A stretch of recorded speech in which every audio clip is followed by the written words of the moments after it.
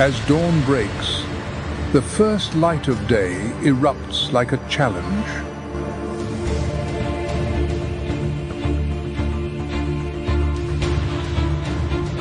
Power awakens, etching its mark upon the land and sky.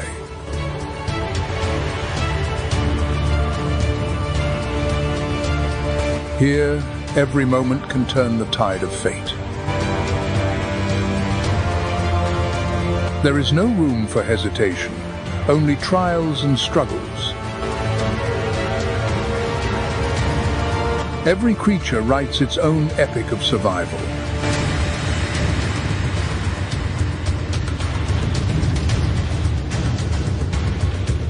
And in this harsh dance, only the strong prevail.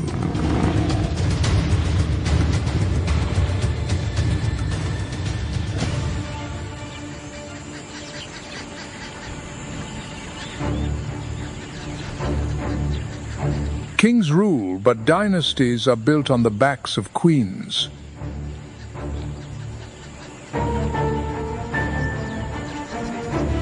Yet in one brutal sweep, the kingdom can take it all away.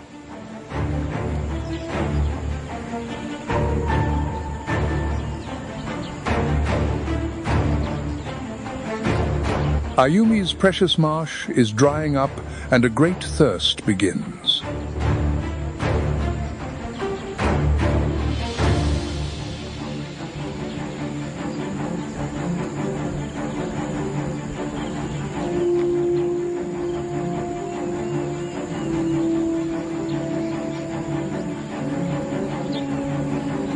The migration.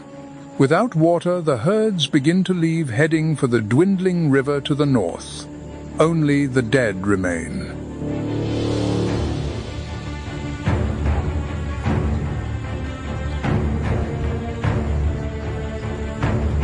When the scavenging ends, the pride could starve.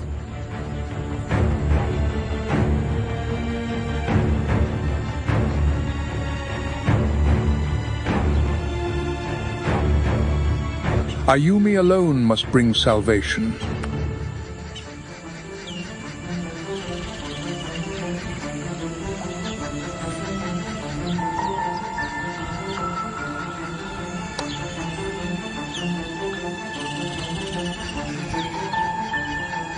Leaving the young to hold the marsh.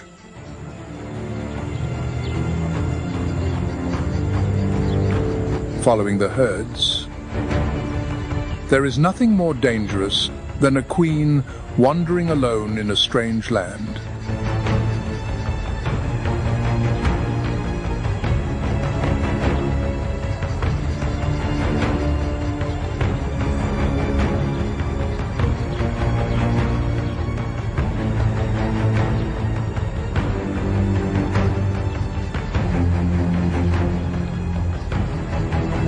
Her cubs are dead. Ayumi's scent reveals she is ready to mate.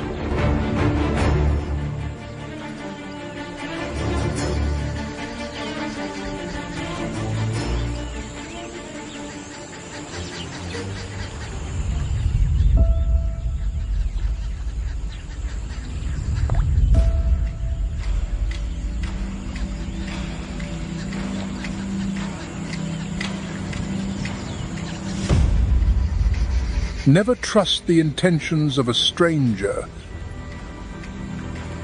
especially a nomadic male.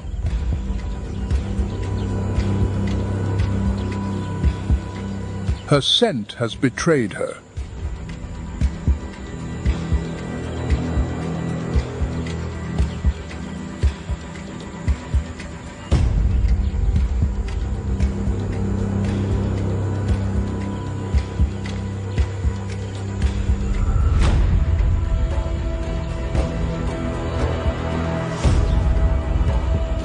There is no escape from this.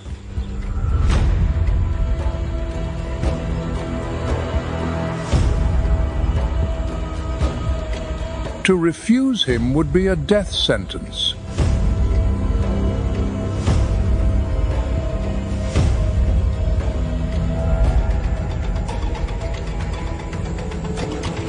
But the king is on the queen's trail.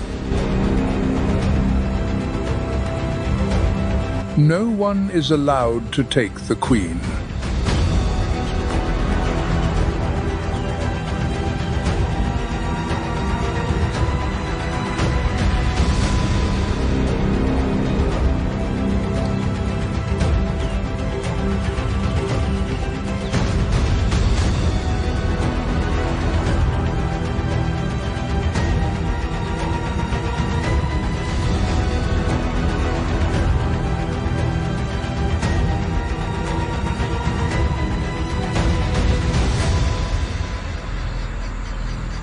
The bloody nomad is banished.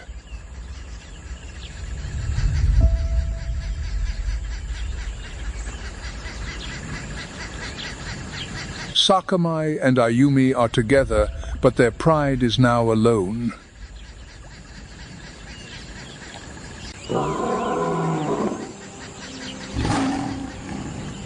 Dawn begins to paint the savannah with hues of gold and bronze.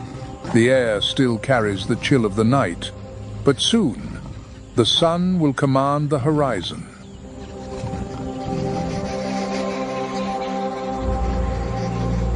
Amidst the rustle of tall grass and the distant songs of birds, a roar erupts with a force that seems to shake the ground. It is the call of the king.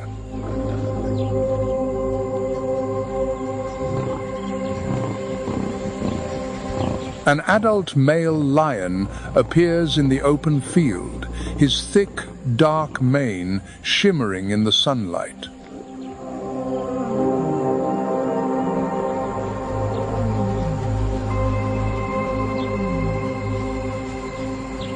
Hundreds of pounds of muscle, a fiery mane, and a cold, commanding gaze.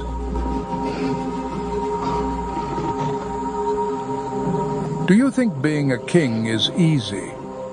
Look into the eyes of this lord of the savannah.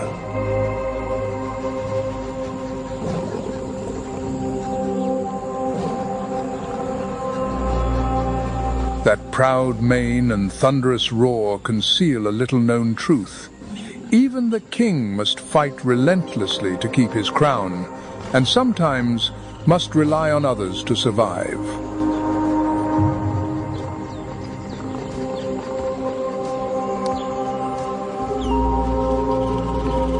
With a height of about 4 feet at the shoulder and weighing nearly 420 pounds, he is a formidable giant.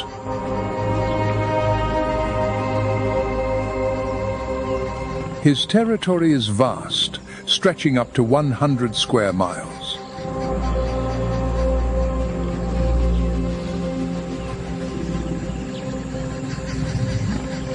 Here, every tree, every waterhole, and every rock bears his scent, marked with urine and deep scratches.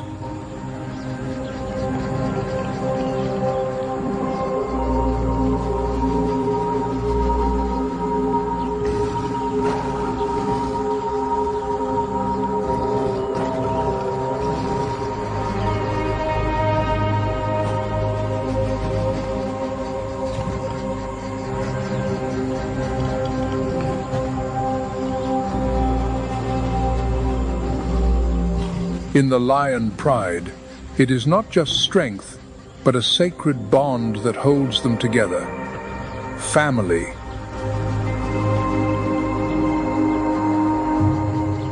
The affectionate caresses, the calls to the pride on the wind, are how they remind each other that no one has to walk alone.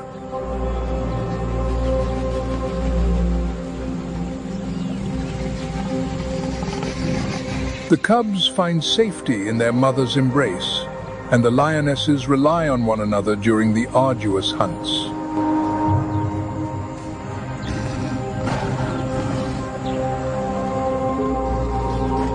Even the majestic king needs the silent protection of the entire pride, for strength is never absolute. Amidst a savannah fraught with danger, unity becomes a shield more steadfast than any fang or claw.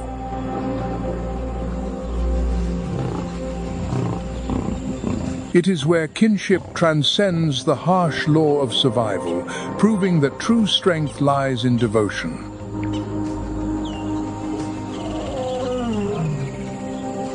And so it is with humans. No matter how far we roam, we ultimately return to where a loving gaze awaits.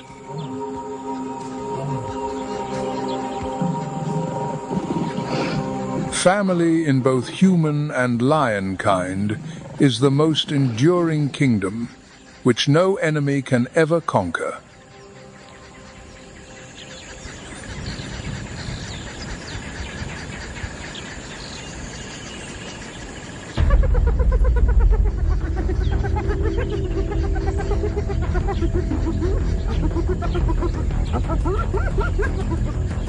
A clan of spotted hyenas is approaching.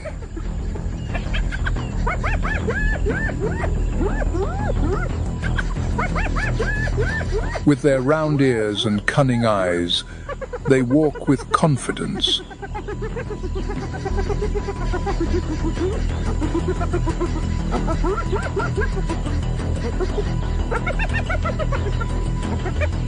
These creatures, often labeled as thieves, are more than just opportunists.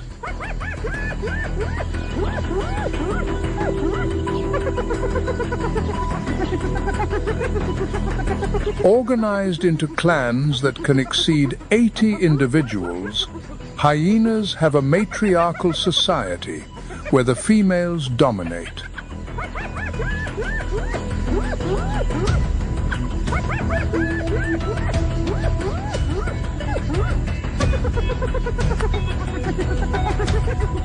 Their jaws are a masterpiece of nature, generating a force of over 1,100 psi, enough to crush thick bones that even lions cannot break.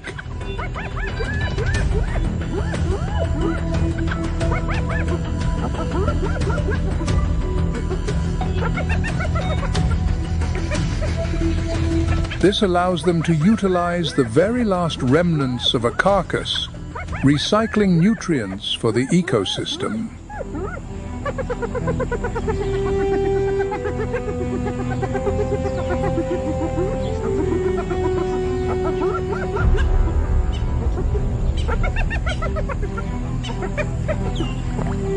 But make no mistake, hyenas are also skilled hunters. They have almost supernatural stamina, capable of chasing prey over long distances until it collapses from exhaustion.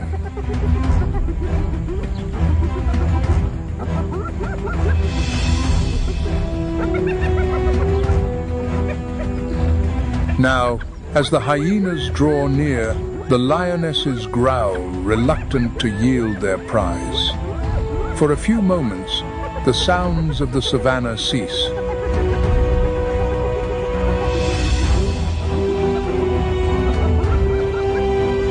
The tension is palpable, but as the number of hyenas grows, the balance shifts in their favor. One by one, the lionesses back away.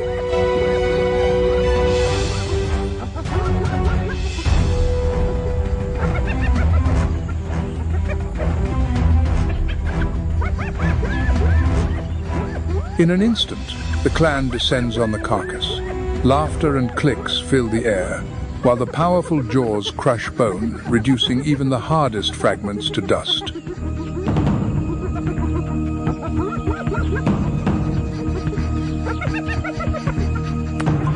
It is a brutal but necessary reminder. On the savannah, nothing is guaranteed. Every meal is contested with tooth and claw.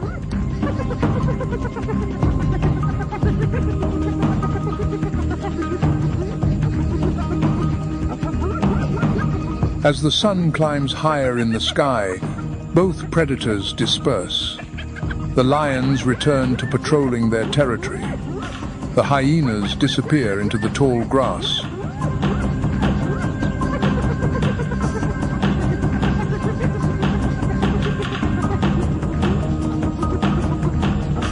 The sun is high in the sky, and the heat shimmers in the air like a mirage. In the middle of the plain, a huge, dark shape moves with serenity.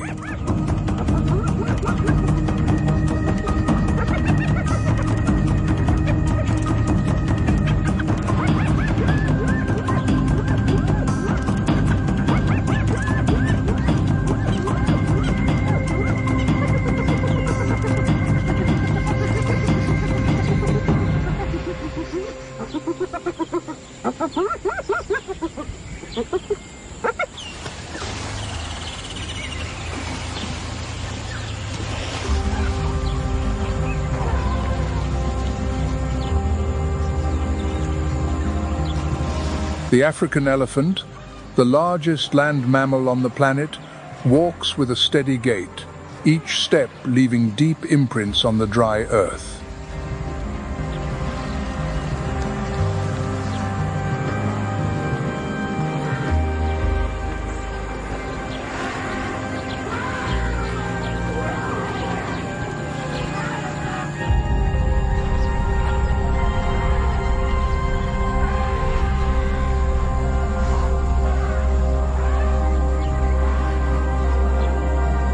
Its tusks, which can be over 6.5 feet long, are not just symbols of majesty, but also essential tools for digging for water.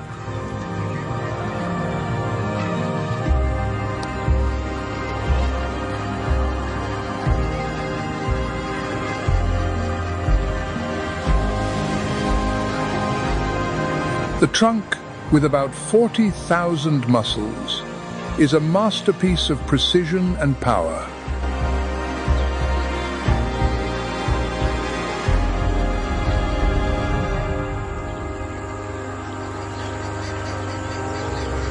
It is used both to pluck delicate leaves from a branch and to lift heavy logs.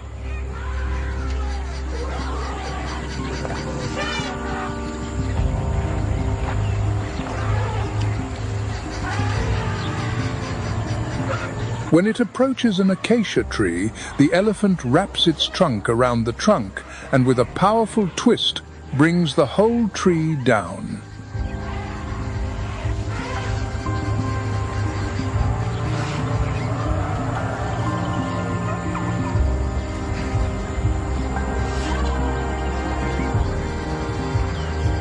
This seemingly destructive act opens up space in the vegetation, creating clearings where sunlight can reach the ground.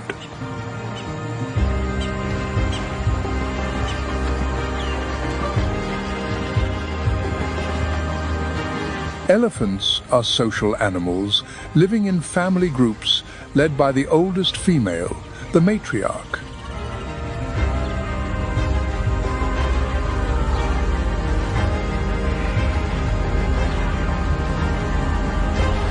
Her experience is crucial for the survival of the herd, as she knows the ancient paths that lead to hidden waterholes and grazing areas.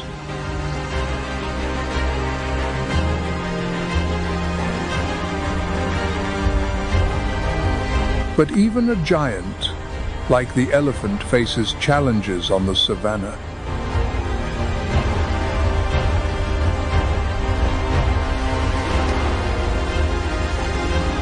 The constant search for water during the dry season can lead them to travel dozens of miles each day.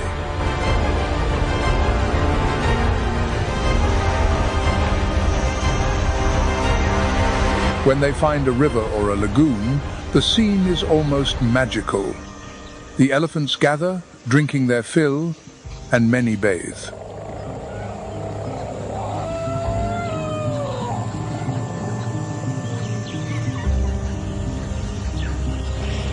Not far away, another giant of the savanna approaches with the caution of a veteran.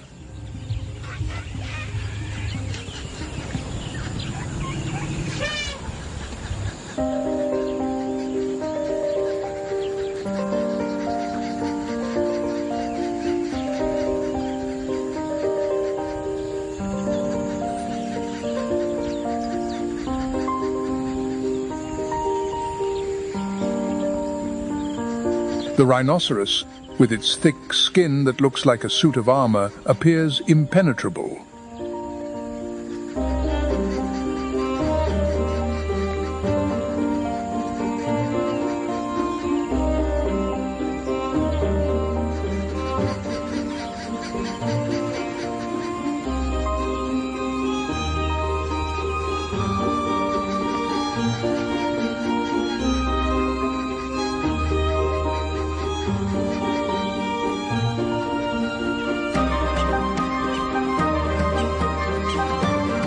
Unlike the elephant, the rhinoceros is more solitary, spending most of its day grazing or resting in shady places.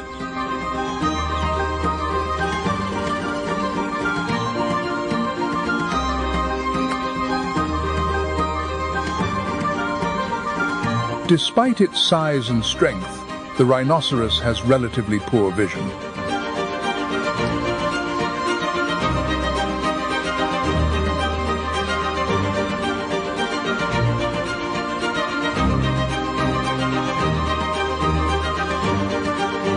To compensate, its sense of smell is extremely acute, allowing it to detect the presence of other animals from a great distance.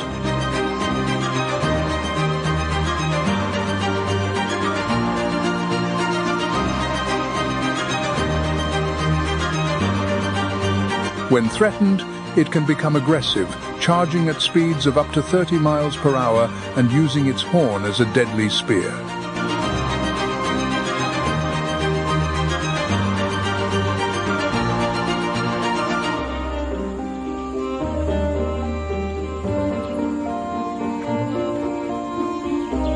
However, there are moments of peace.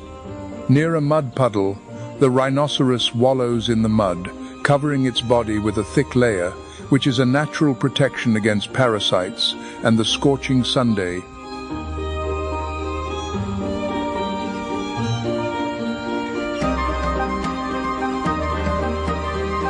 This quiet scene is essential in an environment where every day is a test of endurance.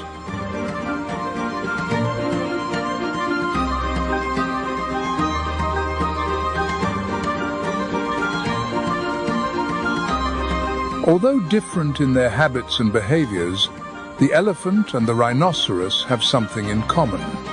Both play crucial roles in the ecosystem.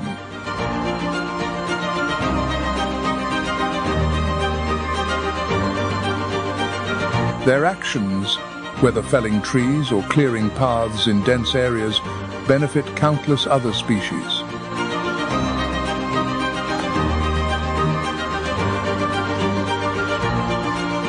As the afternoon wears on, the heavy footsteps and the distant sound of breaking branches mark the passage of these creatures.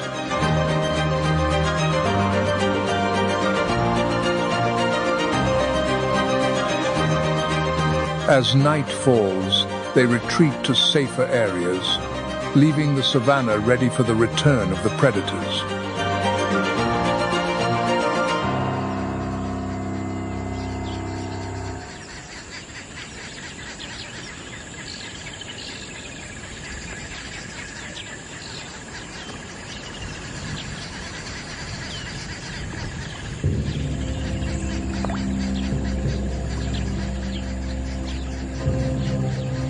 The sun has dipped low in the sky, casting long shadows across the savanna. Among the sparse acacia trees, tall, elegant figures emerge.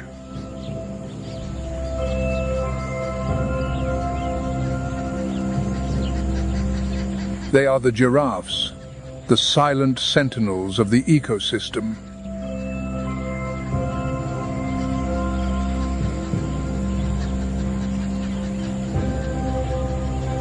Standing up to 18 feet tall, they are the tallest terrestrial animals on the planet.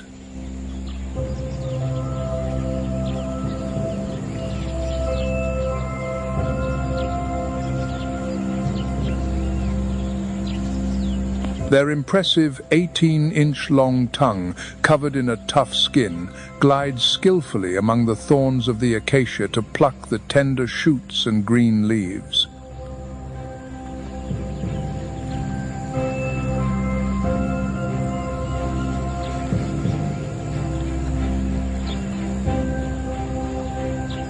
Every movement is graceful, almost choreographed. They feed in small groups, maintaining constant vigilance of their surroundings.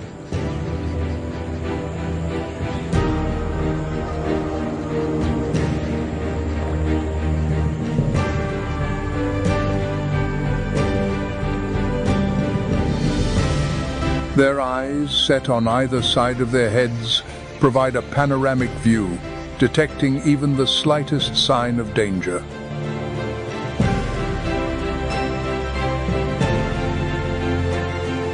Despite their size and gentle appearance, giraffes are not helpless.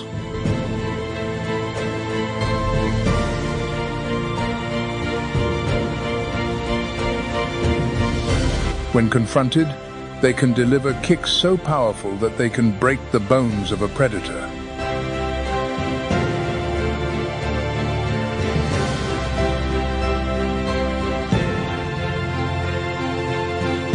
However, giraffes prefer to avoid conflict, using their exceptional height to spot danger and move away before it is too late.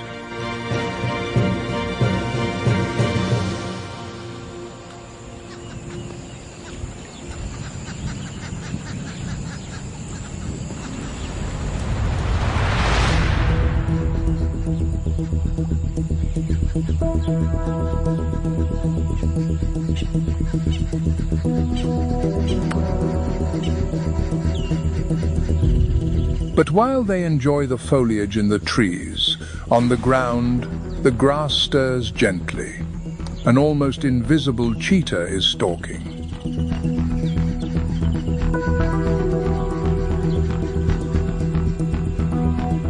Its eyes are fixed on a small group of impalas grazing a few feet away.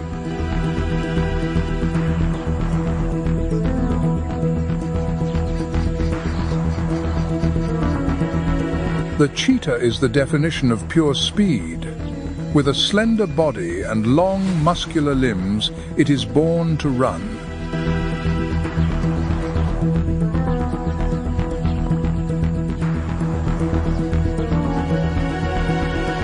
It can reach 70 miles per hour in just a few seconds, thanks to an incredibly flexible spine, wide nostrils, and a heart capable of pumping blood at a dizzying rate.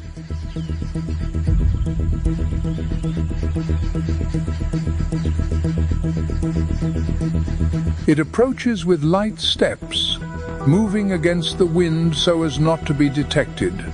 Every muscle is tense, ready for the right moment.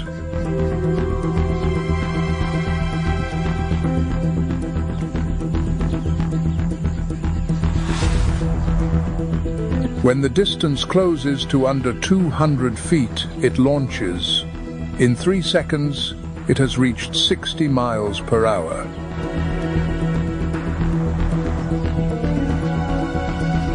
The chase is intense but brief. In less than 30 seconds, everything will be decided.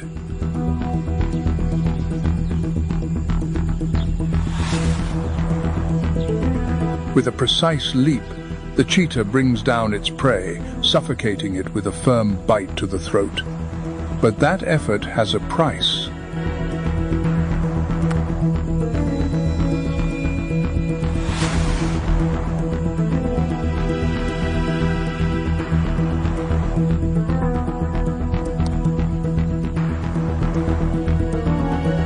The cat's heart beats so fast that it needs to rest even before starting to eat.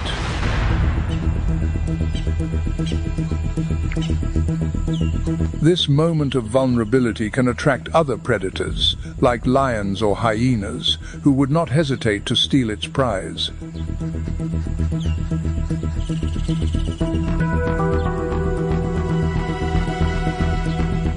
While the cheetah catches its breath, the savanna returns to its natural rhythm. The giraffes, still wary, continue their slow journey.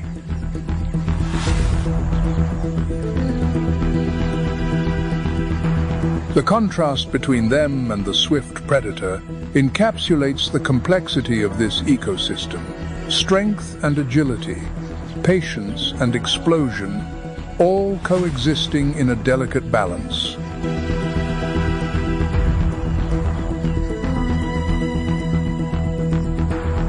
The day is ending and the heat begins to subside. The afternoon breeze carries the scent of earth and plants, while the savanna prepares for the changes that the night will bring.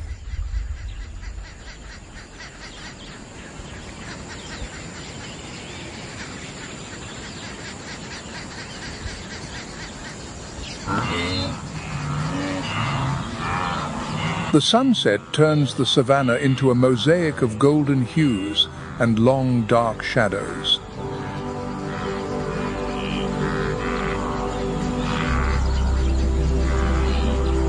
Amidst the heavy silence, a dull thud of hooves echoes like a warning.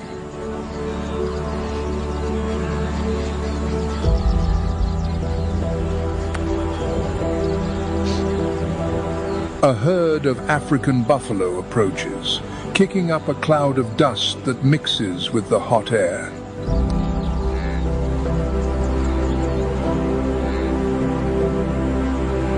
With a muscular mass of up to 2,000 pounds covered by a dark coat, the buffalo is considered one of the most dangerous herbivores in Africa.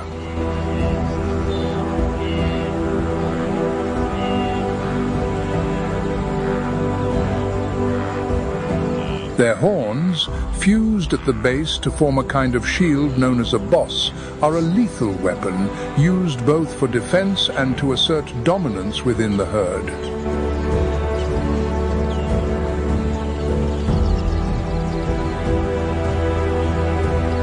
The strength of this animal is complemented by the collective intelligence of the herd.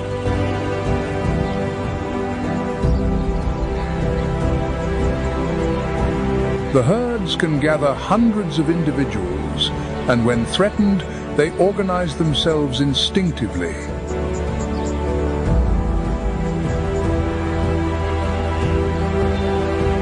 The strongest males form an outer barrier, while the females and the young remain in the center.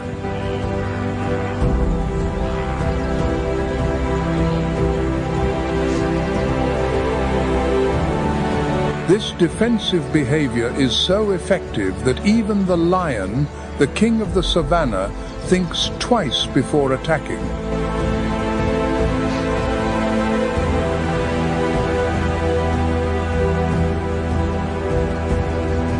However, confrontations do occur. When a predator dares to get too close, the outcome can be devastating.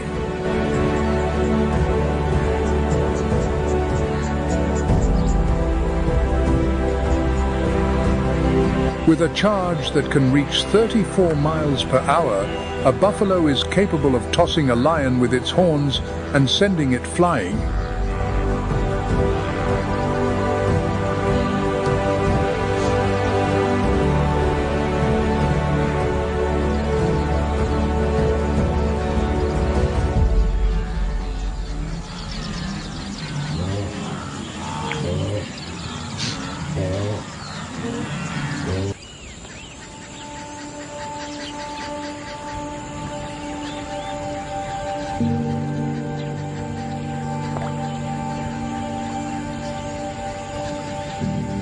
Back on the great marsh, leaderless and inexperienced, her children can do little but scavenge.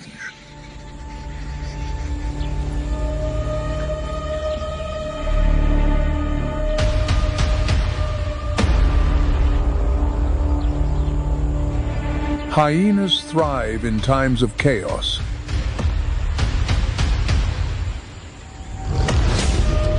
They feed on the weak and the uncertain.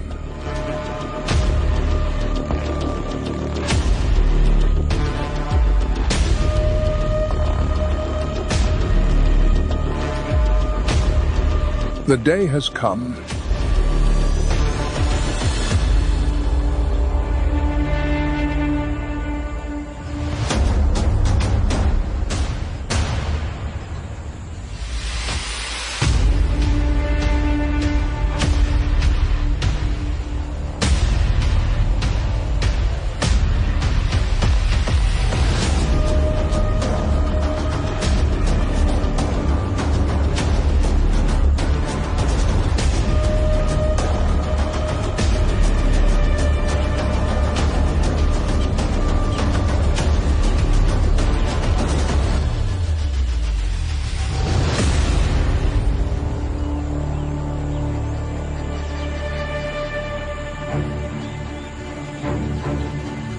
Humiliated, what is left of the pride leaves the marsh to the enemy and heads north to find their leaders.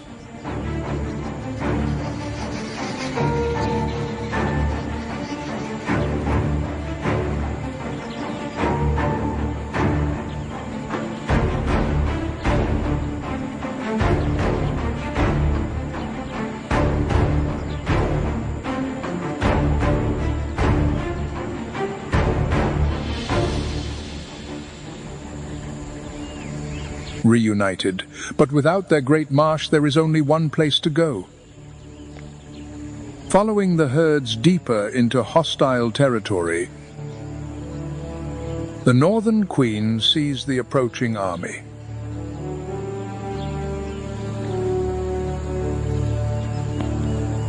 Outnumbered, she knows there is no place for her here.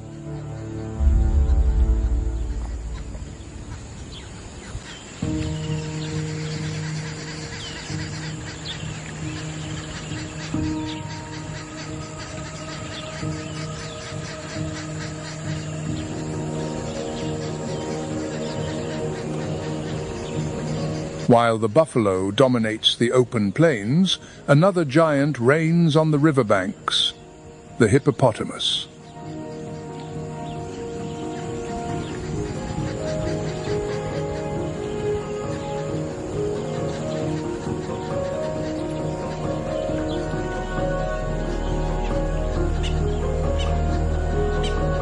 At first glance, its rounded body and slow movements on land can be deceiving, but behind its placid appearance lies one of the most unpredictable animals in Africa.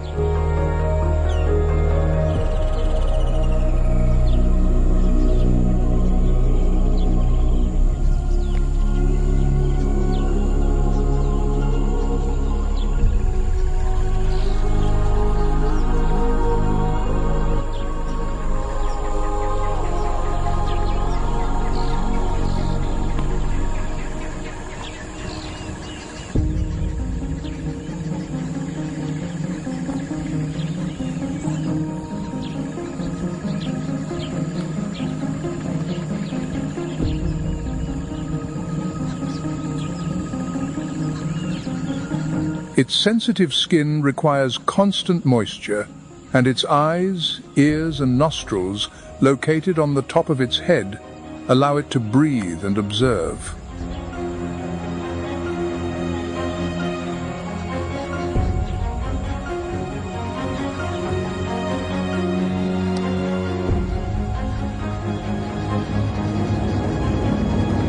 But as the sun begins to set, they leave their aquatic refuge and march in search of pastures, traveling several miles in the night.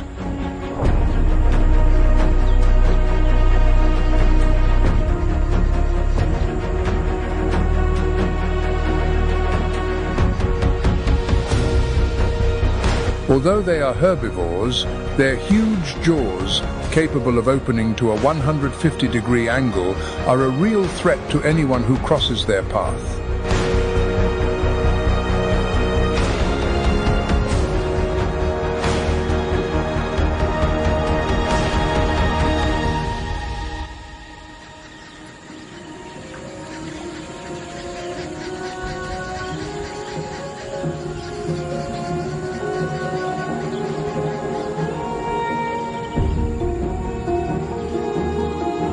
Territorial disputes between males are true displays of aggression.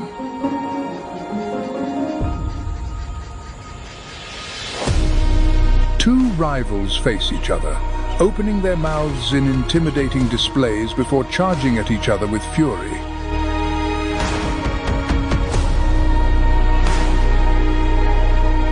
Even when resting, the hippopotamus influences its environment.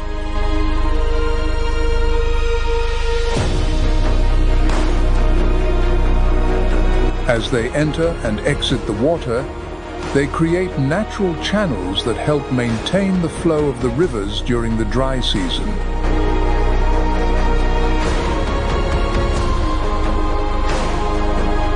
As night falls, the savanna transforms.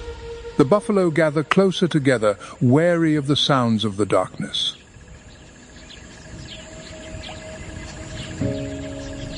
Two giants, different in their habits, but equally important for the survival of this wild world.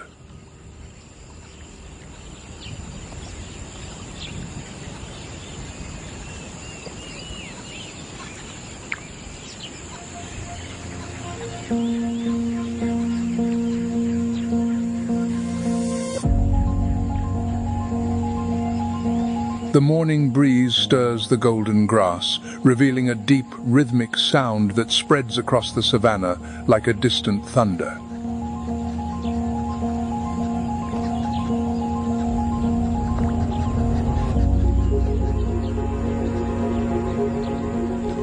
It is the sound of hooves, thousands of them, heralding one of the greatest natural spectacles on Earth. The migration of zebras and wildebeest.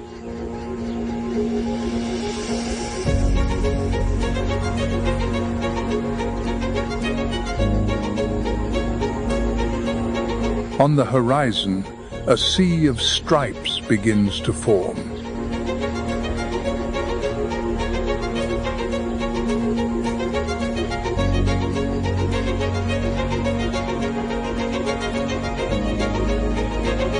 They are the zebras, with their unique stripe patterns, true visual fingerprints that no two individuals share.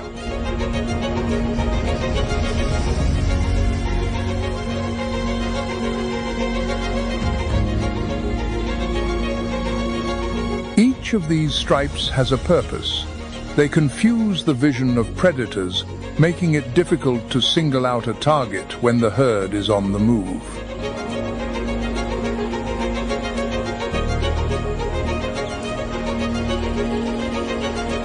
Zebras live in family groups, led by a dominant male.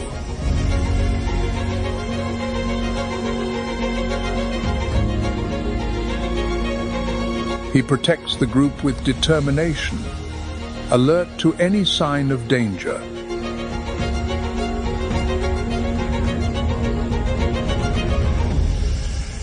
They are not alone.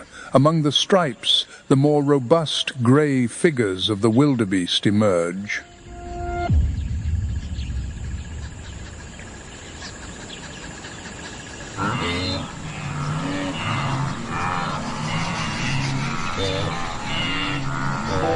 With about 1.5 million individuals, the wildebeest form endless lines that cross the savannah in search of fresh pastures and water sources.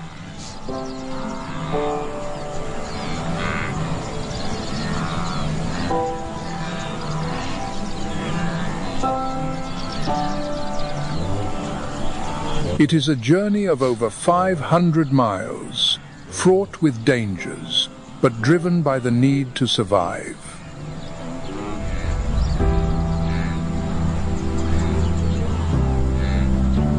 The strength of the wildebeest lies not in its speed, nor in its aggressiveness, but in its numbers.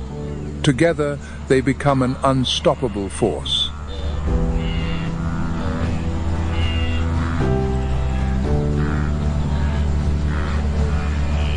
When a river appears in their path, like the famous Mara River, the challenge becomes even more intense.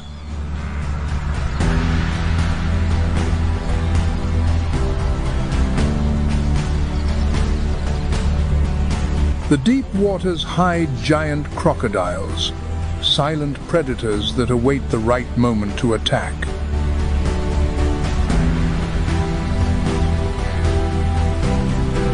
However, the movement does not stop.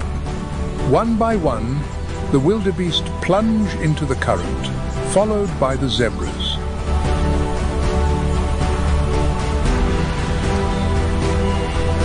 Some do not survive the crossing, but for most, reaching the other side means one step closer to life.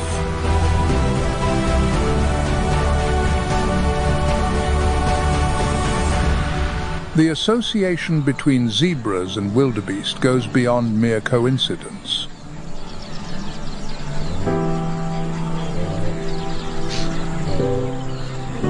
Zebras, with their selective palate, eat the taller grasses, leaving for the wildebeest the softer parts that they prefer.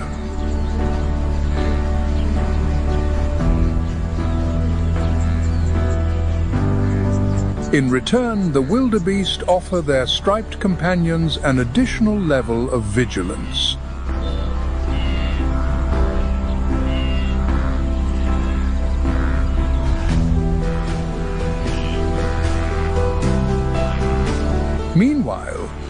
predators watch from a distance. Lions and hyenas know that the migration is a unique opportunity for a feast.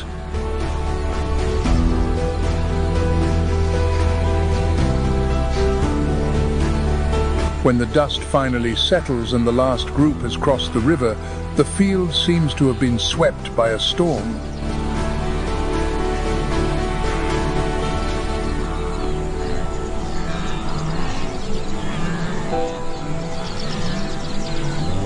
The cycle of migration, as old as the savanna itself, is not just an act of movement.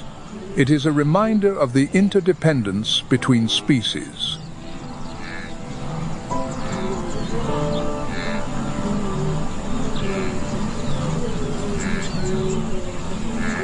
Sunset descends on the savanna, dyeing the sky with intense orange and purple hues.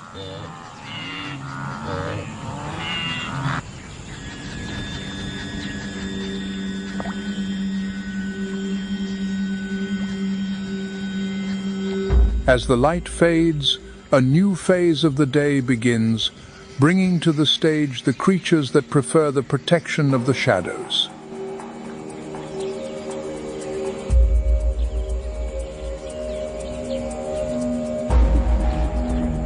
Among them, a master of stealth glides silently through the darkness, the leopard.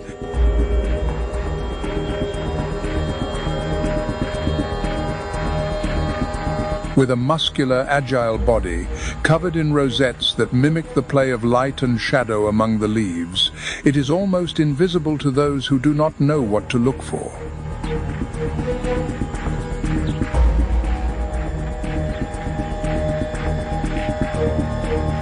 Weighing around 130 pounds, the leopard combines strength and elegance like few other predators.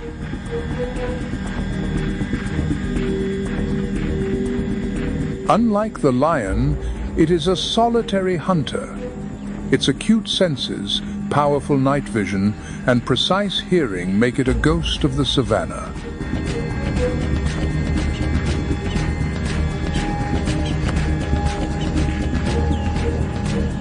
When it identifies its prey, be it a small antelope or a careless baboon, it approaches with infinite patience.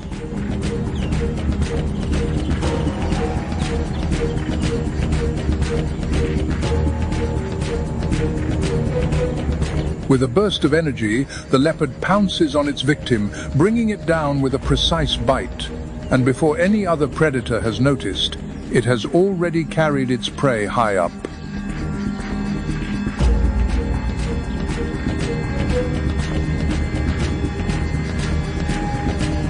With an impressive strength that allows it to carry prey twice its own weight, it hoists its meal into the high trees, out of reach of hyenas and lions.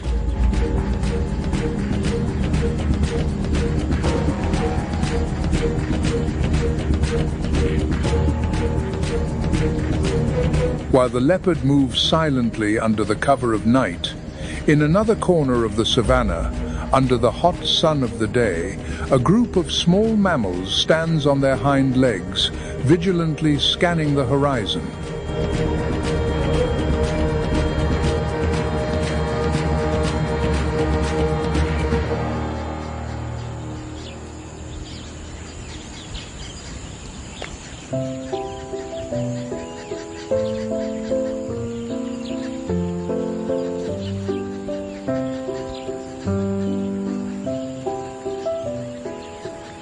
They are the meerkats, creatures that weigh little more than 2 pounds, but whose collective strategy is an example of social intelligence.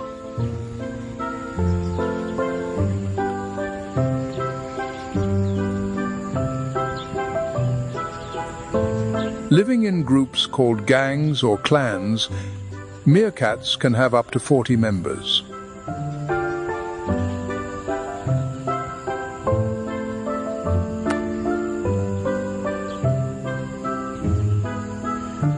Each individual plays an essential role. The sentinels stand erect, turning their heads in all directions to detect threats like eagles or jackals.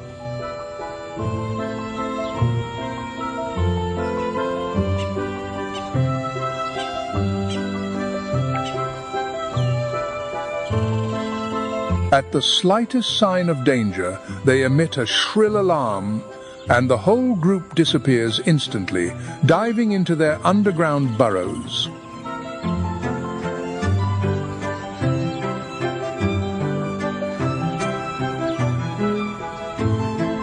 These burrows are true fortresses, with multiple entrances and extensive tunnels, offering shelter against predators and extreme temperatures.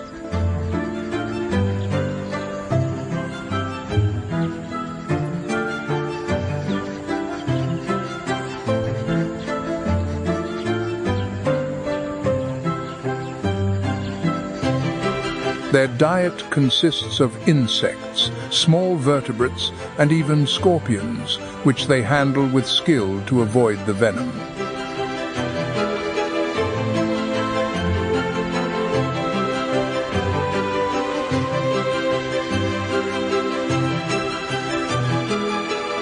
Despite their small size, meerkats display a surprising courage.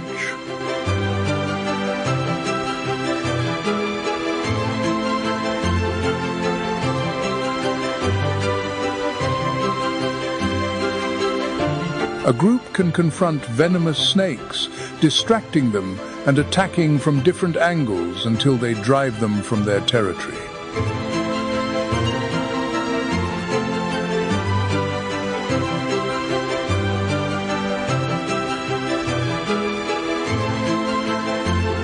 These two worlds, that of the solitary predator and that of the cooperative community, illustrate the opposite paths that lead to the same goal: surviving on the savannah.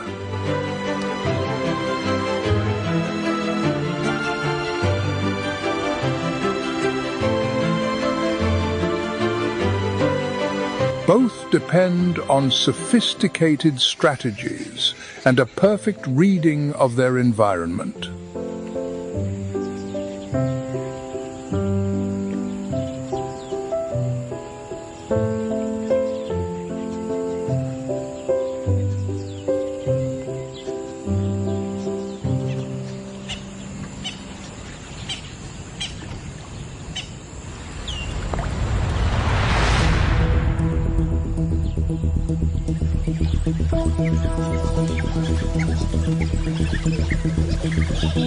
The sun rises again on the savannah, and with it, one of the most effective hunters of the African continent awakens: the African wild dog.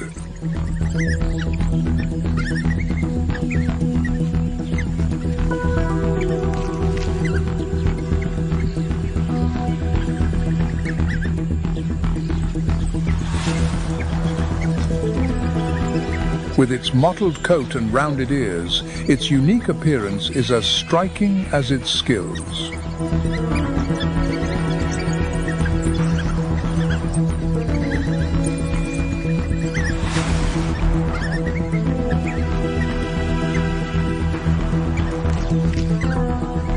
Weighing around 66 pounds, Lycaon pictus does not have the majesty of the lion or the speed of the cheetah, but what it lacks in size, it makes up for in strategy and cooperation.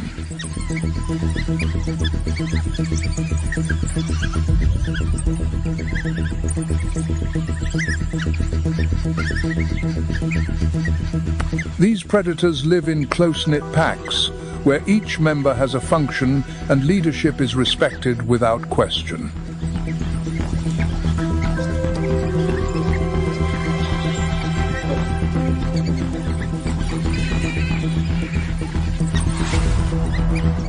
Before the hunt, the group gathers in a strange spectacle.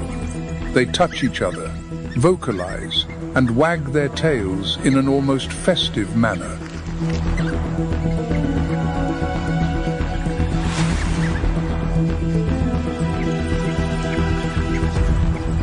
When they set off, their tactic is a display of efficiency. They pursue their prey tirelessly, taking turns in the lead to keep the prey constantly on the run.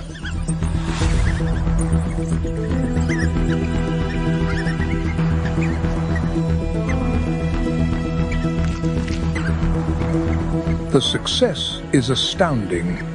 In up to 80% of the cases, the pack secures its food.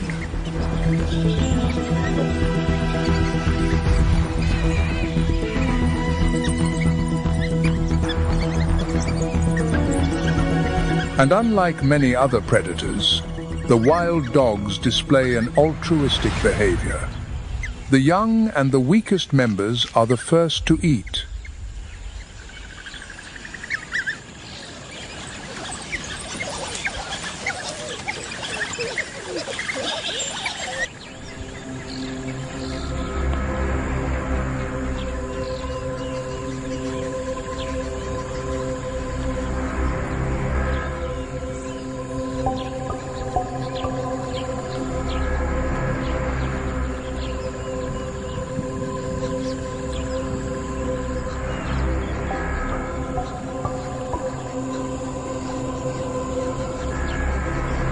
More discreet, but no less cunning, the black-backed jackal appears in the distance, moving with light, wary steps, weighing from 18 to 22 pounds.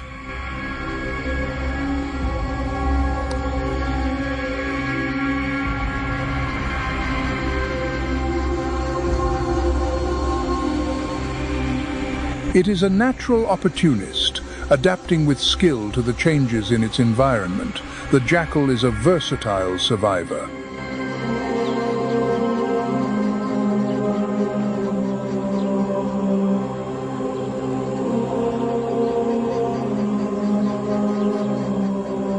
It feeds on small mammals, eggs, fruits, and even the carrion left by other predators.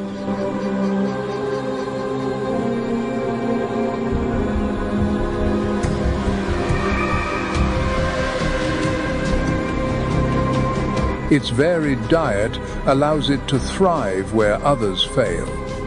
Often seen in pairs or small family groups, it uses its cunning to avoid confrontations.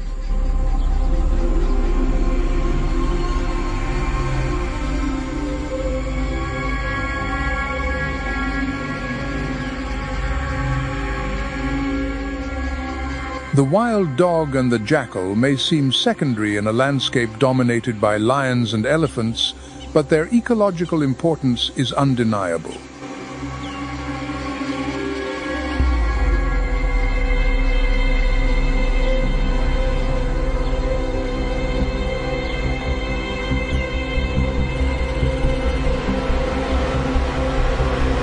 By hunting and scavenging, they help control the populations of small animals and keep the savanna clean, preventing the spread of disease.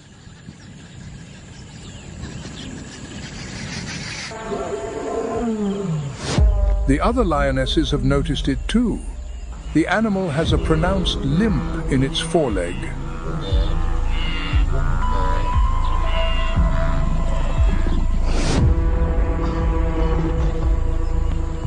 A strategy for hunting buffalo tested through generations, they surround the target from all sides, using their collective weight and strength to bring it down.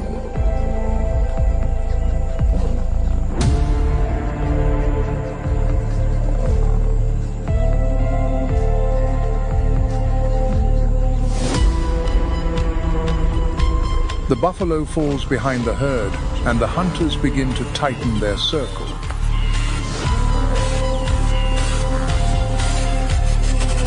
A young lioness makes the first move, approaching from behind.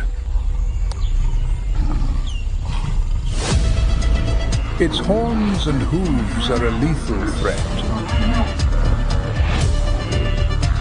These great cats must proceed with extreme caution.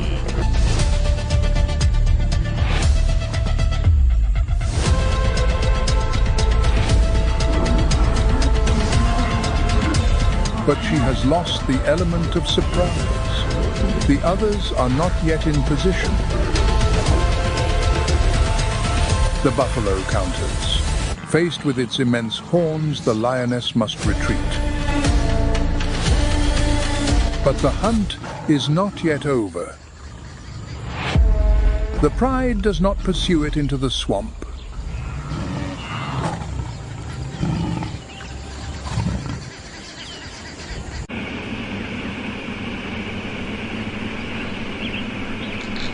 Beneath the vast skies of southern Florida, a silent battle for survival unfolds each day.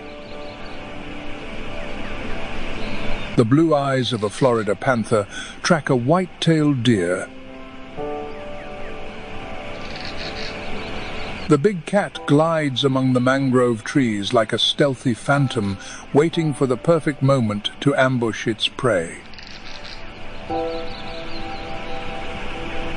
Each step it takes is also a step against the encroachment of urbanization, as today only just over 100 individuals remain in the wild.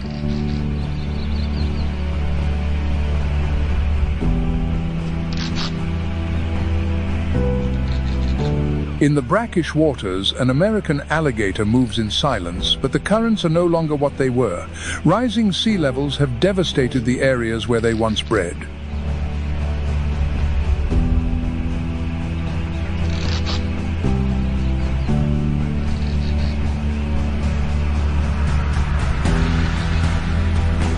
The Everglades, a land that gives life to an extraordinary biodiversity, is also a battlefield where precious creatures face the most brutal changes of the natural world.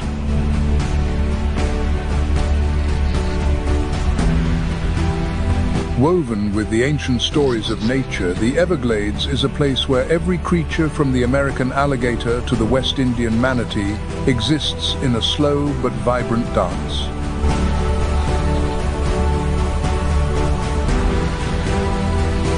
Everglades National Park is one of the most unique ecosystems in the world.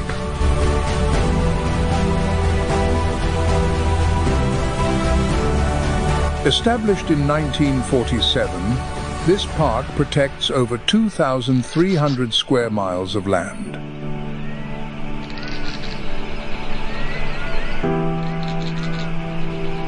The Everglades is the largest tropical wilderness in the United States and also the largest wilderness of any kind east of the Mississippi River.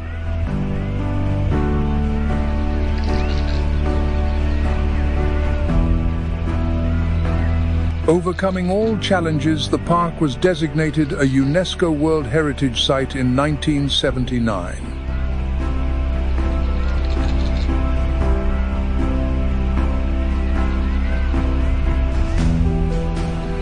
Its waters, like the arteries of the earth, were recognized by the Ramsar Convention as a wetland of international importance in 1987.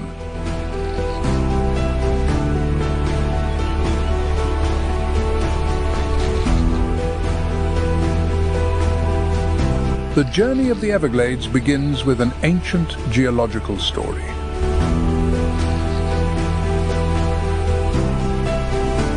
It is a vast land lying on a bed of Miami limestone formed millions of years ago during the Pleistocene.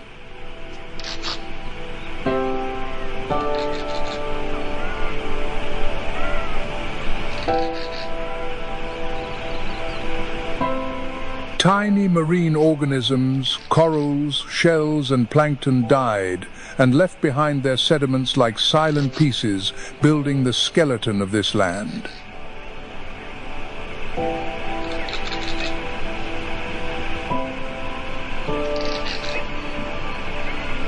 Unlike most national parks that protect geographic formations, Everglades National Park was created with a single mission: to preserve a fragile ecosystem.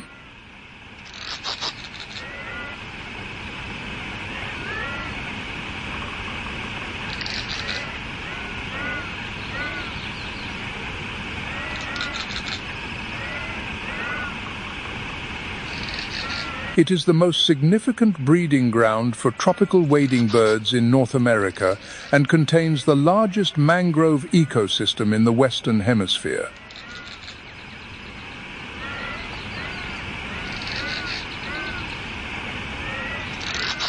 The park is home to 36 threatened or protected species, including the Florida panther, the American crocodile, and the West Indian manatee.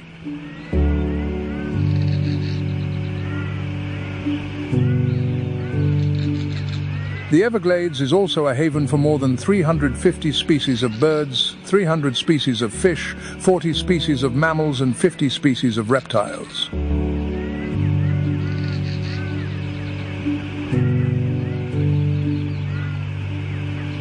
The freshwater sloughs and marl prairies, 2 of the 9 recognized ecosystems in the Everglades, silently weave their own rhythm of life.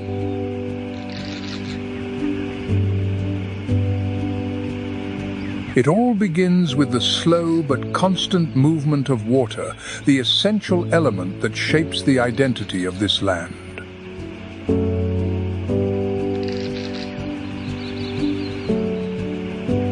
In the freshwater sloughs, water flows gently from Lake Okeechobee southward at a rate of only 1/4 of a mile per day.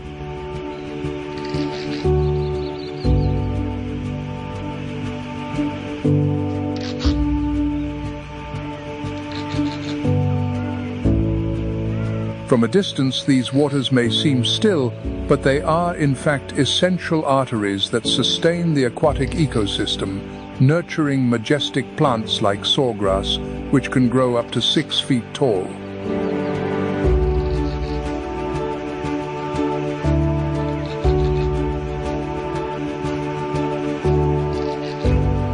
Conversely, the marl prairies tell a different story. These grasslands are seasonally flooded. Water seeps through the marl, creating a thin layer of water that lasts only a few months of the year.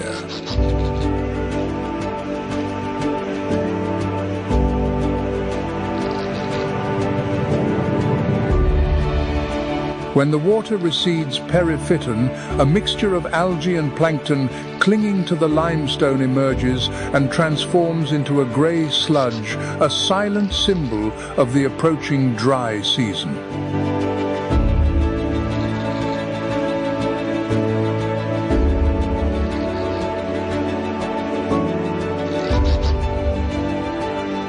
Both of these ecosystems are not just habitats.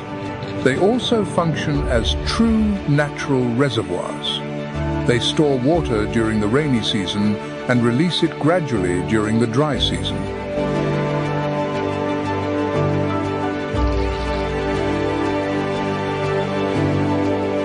Thanks to this, the Everglades maintains its sweet flow and resists saltwater intrusion from the nearby ocean.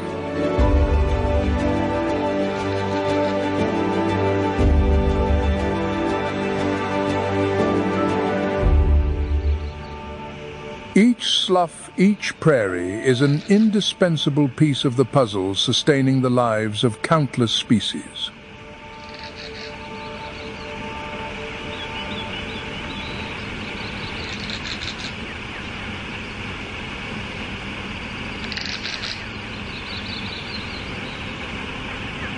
The abundance of fish, amphibians, and young birds in the swamps attracts many species of freshwater turtles and reptiles.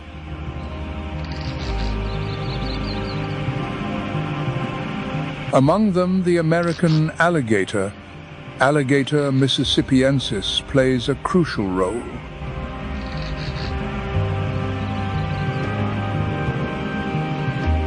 As a living icon of this ecosystem, the American alligator not only survives, but also maintains the natural balance.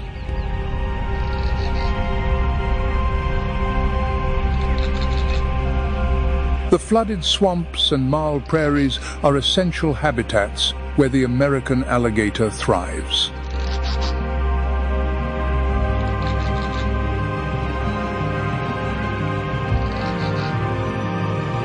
Although once on the brink of extinction in the 20th century, this species was removed from the endangered species list in 1987.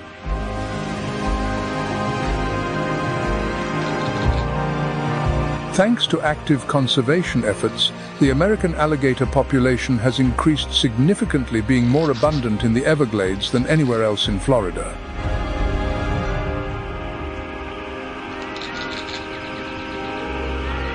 From once being considered a critical patient on the endangered species list, there are now over 1.25 million individuals in Florida alone.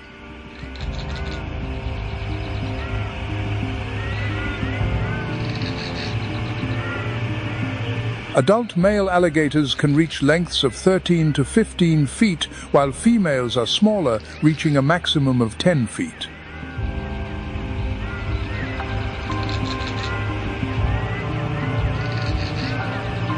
However, in southern Florida, both sexes tend to be smaller, with a characteristically broad snout.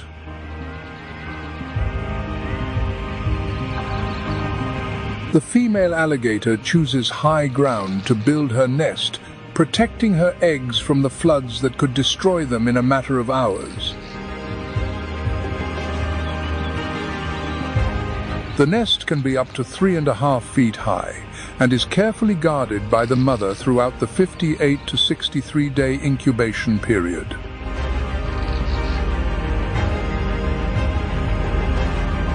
In the early stages of life, the diet of an American alligator consists mainly of insects, small fish, and frogs. As they grow, alligators expand their menu. They hunt larger fish turtles, birds, and even small mammals.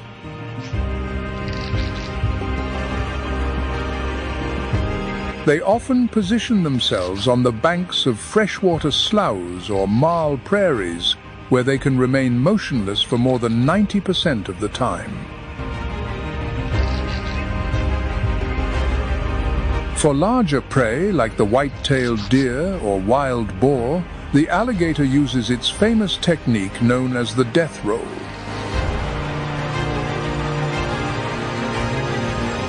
They spin their bodies over and over, tearing apart and completely unbalancing the prey, leaving it no chance of escape.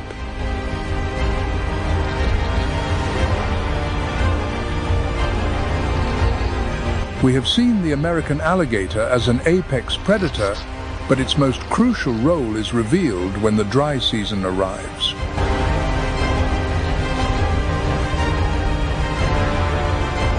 As the water levels in the swamps recede, alligators use their powerful snouts and tails to dig deep holes known as gator holes.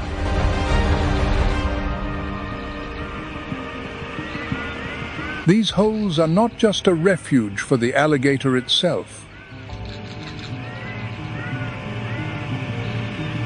When much of the Everglades dries up, they become the last oases, precious reservoirs of fresh water.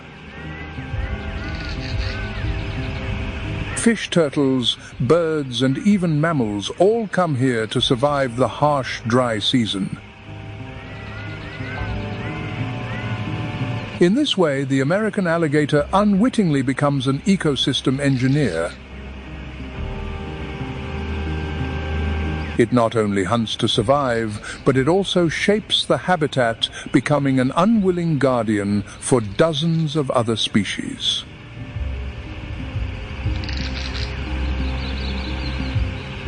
Without these engineers, life in the Everglades would struggle to survive the scorching summer months.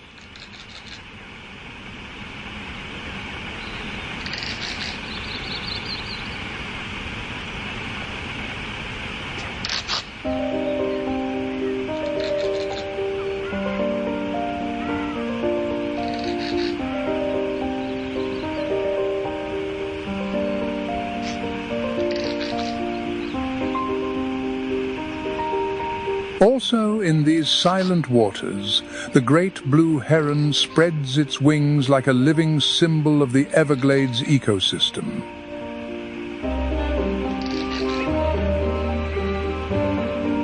Standing up to 4 feet tall with a wingspan of nearly 7 feet, it is the largest heron in North America.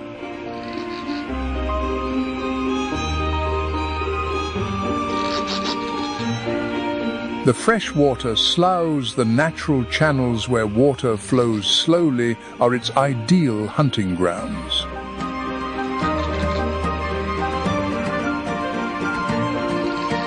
When the rainy season ends and the marl prairies begin to crack from lack of water, the great blue heron moves to the few remaining wetlands where it patiently waits for its prey.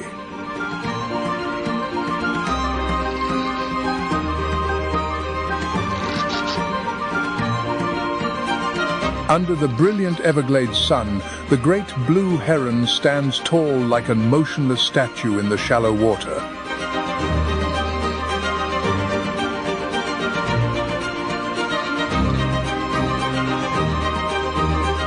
Its long legs and waterproof plumage allow it to move easily through the freshwater sloughs and marl prairies without disturbing the environment.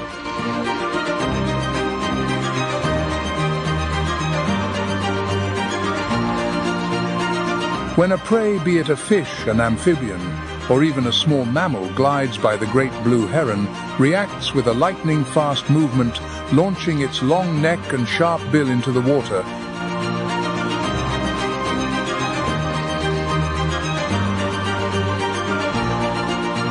It can catch its prey in just 1/10 of a second from detection, thanks to its extremely fast reflexes and absolute concentration.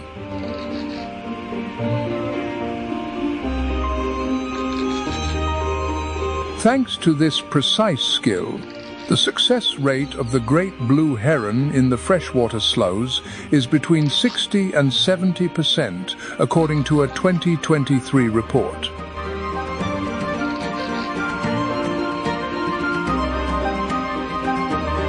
Besides its role as a formidable predator, the great blue heron also plays an important part in maintaining ecological balance.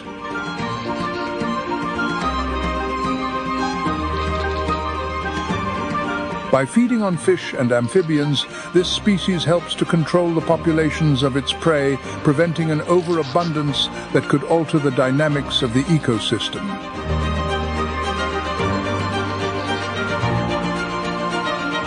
Amidst the arid lands of the Everglades, the pinelands ecosystem emerges as a vibrant tableau.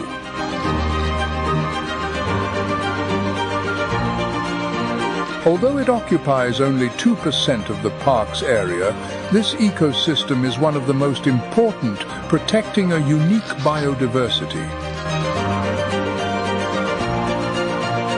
The exposed limestone bedrock and extremely thin soil make the pinelands a real challenge for life.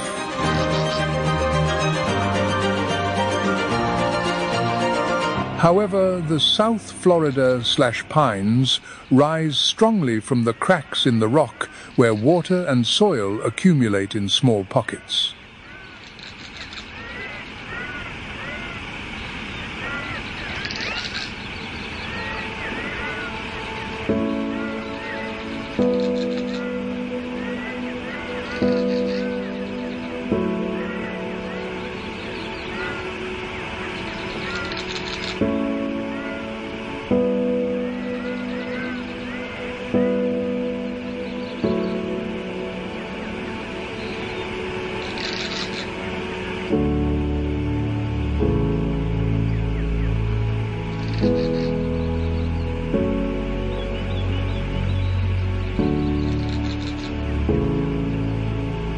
Amidst the dense pine forests and the arid, rocky terrain of the pinelands ecosystem in the Everglades, the Florida panther moves with an agile body and a sharp gaze.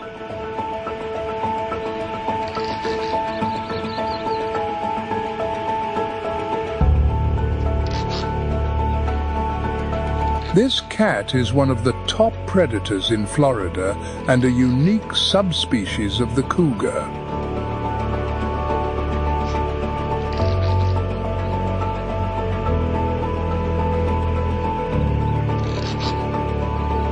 The tall pines and the open spaces between them provide ideal hunting grounds where prey is abundant and easily accessible.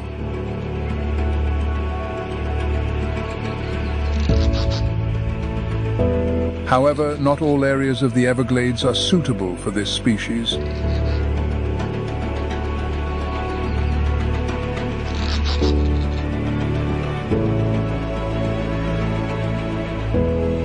As most of the park is covered by wetlands, the Florida panther population is reduced and mostly confined to higher areas like the pinelands.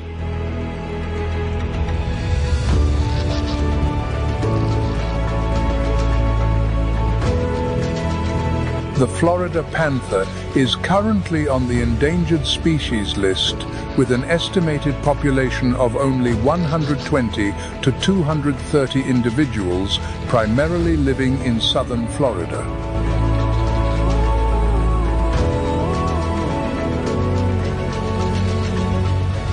Previously, this species was distributed throughout the southeastern United States, but its current range occupies less than 5% of its original territory.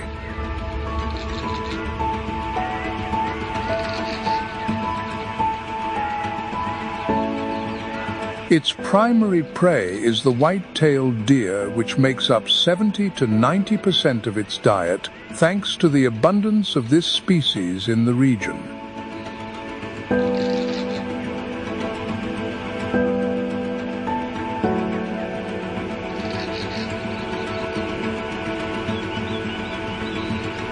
With silent steps and lightning speed, the panther approaches its target stealthily and takes it down with powerful pounces and a fatal bite.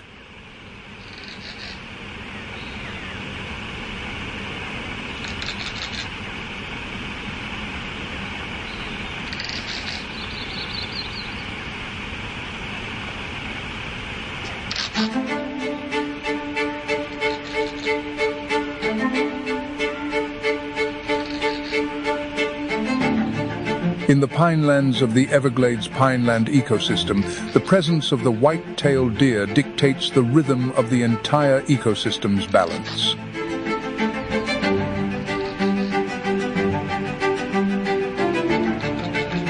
With over 30 million individuals distributed across the United States, this deer is an important part of the Everglades ecological picture.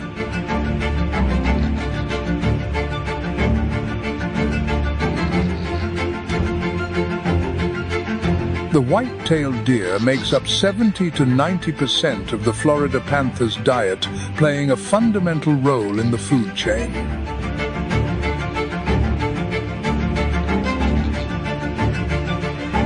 A white-tailed deer consumes from 5 to 7 pounds of food per day.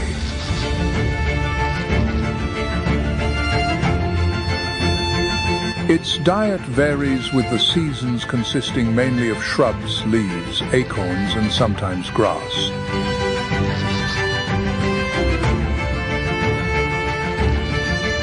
The white-tailed deer has a flexible social structure that changes with the seasons.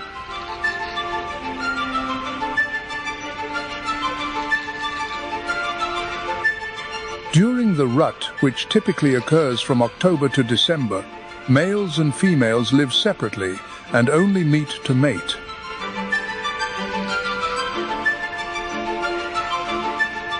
After the breeding season, males are often solitary or in small groups, while females form groups of 3 to 5 individuals with their young.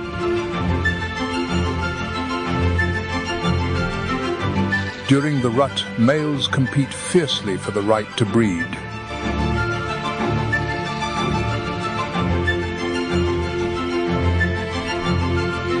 Females tend to choose the strongest males with the largest antlers as mates.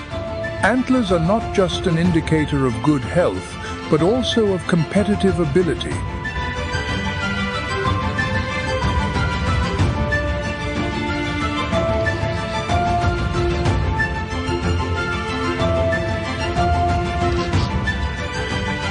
This process ensures a stronger next generation and a genetically healthy population in the long run.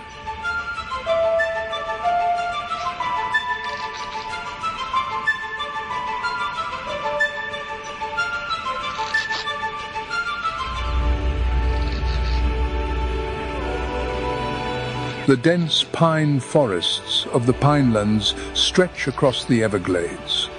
From a distance, a steady tapping sound echoes like the heartbeat of the forest.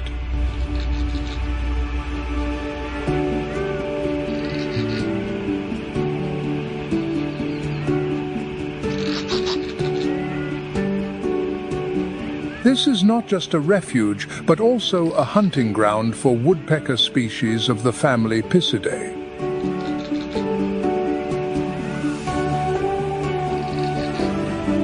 In the pinelands, the straight, rough trunks of the pine trees become homes and a source of food for woodpeckers.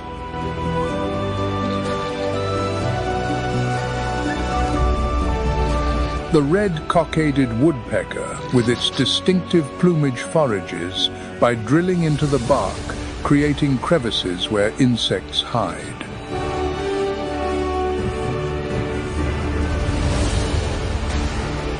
The pileated woodpecker, the largest woodpecker in the region, carves deep holes in the tree trunks, leaving behind unmistakable marks.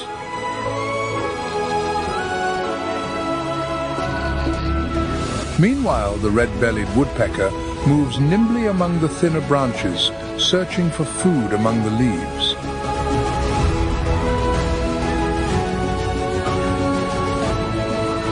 The pinelands ecosystem provides not only food, but also essential spaces for woodpeckers to build their nests.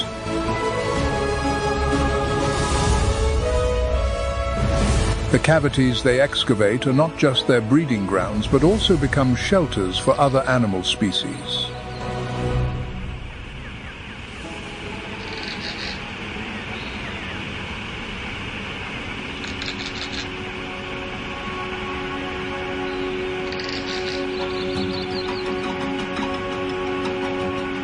Under the clear skies of the Everglades, the northern mockingbird stands out with its elegant and vibrant appearance.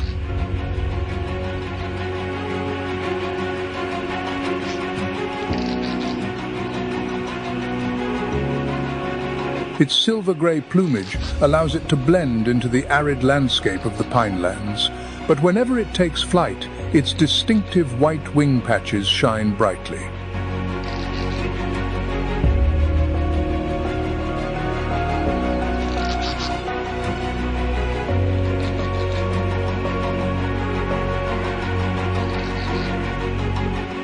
With a wingspan of 12 to 15 inches and a weight of about 1.5 to 2 ounces, this bird has a small but extremely agile body.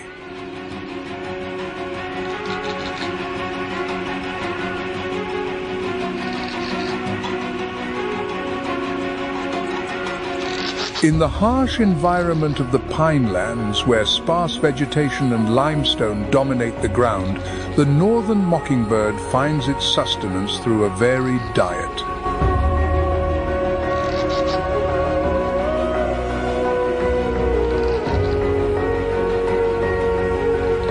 The small insects hidden under the bark and the berries hanging among the branches are its source of energy to survive the harshest dry seasons.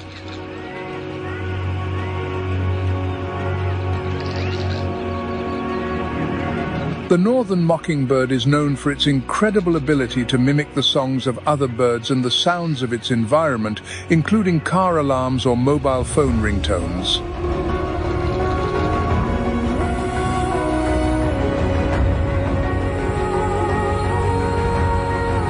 It is believed that this ability plays a fundamental role in establishing and defending territory, as well as in attracting mates.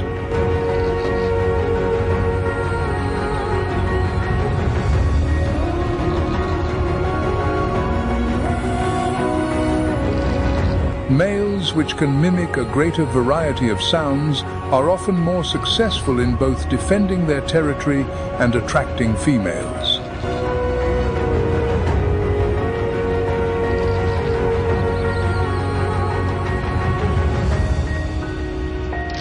The mechanism behind this ability is based on the mockingbird's capacity to learn and remember sounds over long periods.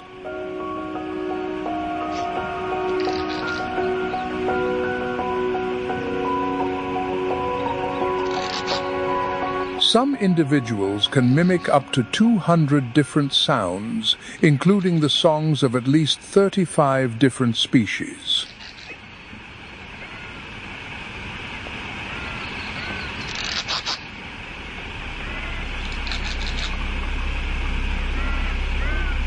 Beneath the canopy of the pine trees, the common starling often appears like a vibrant flash of light.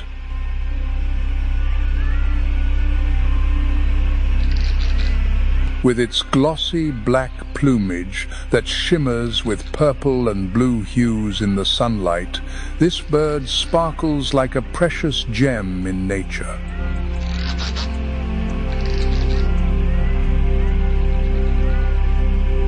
The common starling is typically an omnivore.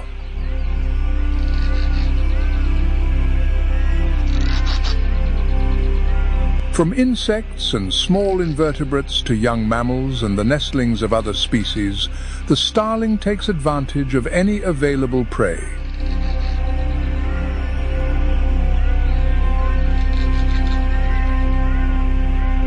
It often forages on the ground, especially in areas with sparse vegetation or open grasslands where access to resources is easier.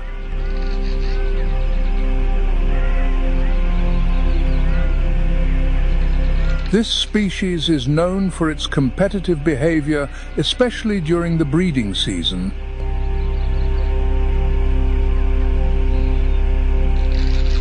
They can put pressure on smaller bird species by taking over their nests and eating their eggs.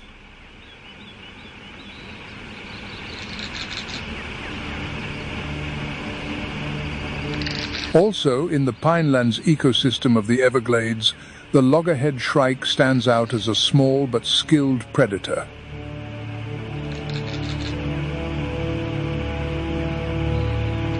With its strong hooked beak, this bird not only hunts insects and small birds, but also small mammals like mice.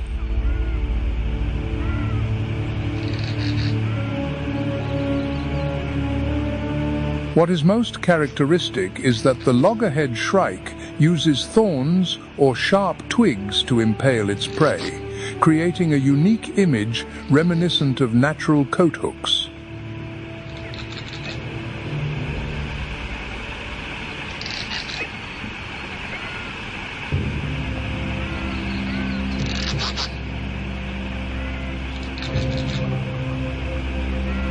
In the vast expanse of the Everglades, where water flows slowly through endless swamps, the tropical hardwood hammocks appear as unique ecological islands.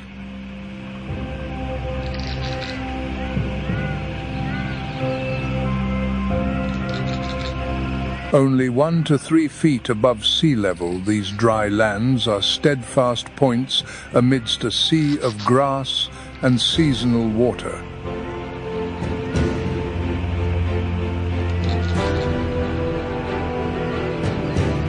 Thanks to this elevation, they escape the prolonged floods, creating an ideal refuge for many unique species of flora and fauna.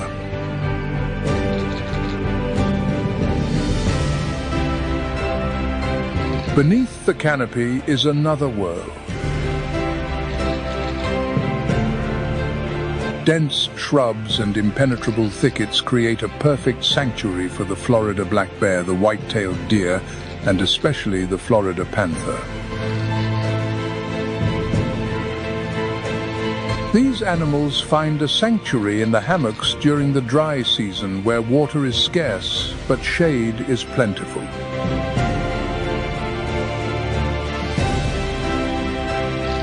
Seen from the sky, these hammocks look like teardrops scattered amidst the slow flow of water, preserving life amidst the wild nature of the Everglades.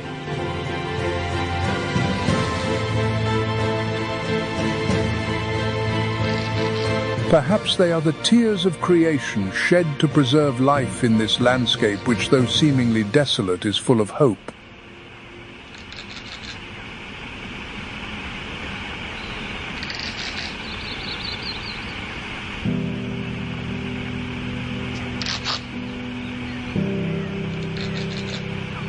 Under the shade of the tropical hardwood hammocks, the Florida black bear finds refuge and an abundant source of food.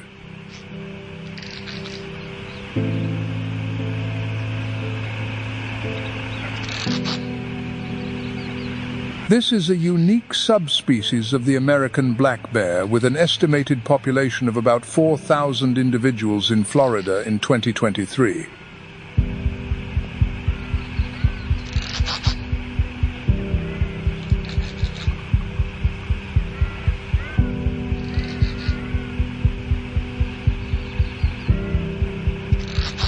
Only a small fraction of these live in the Everglades. These dense tropical forests provide not only safe havens, but also important mating grounds.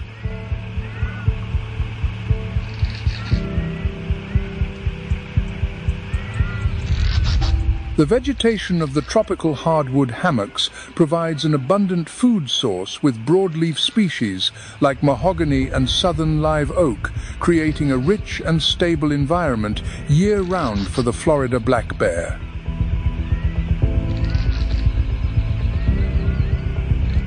In spring and summer, they search for insects and feed on succulent plants.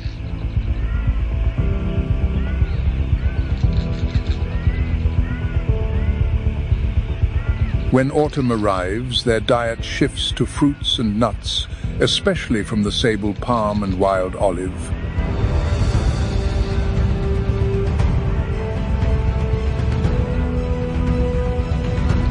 Thanks to its omnivorous diet, the Florida black bear plays an essential role in preserving plant diversity.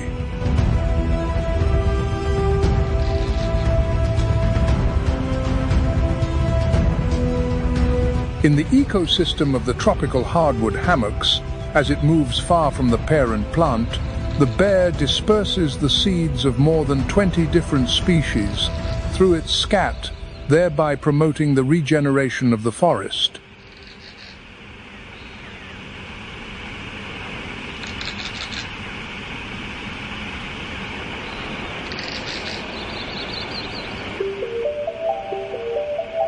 Only in the tropical hardwood hammocks, the gray fox moves through the Everglades with remarkable agility and adaptability.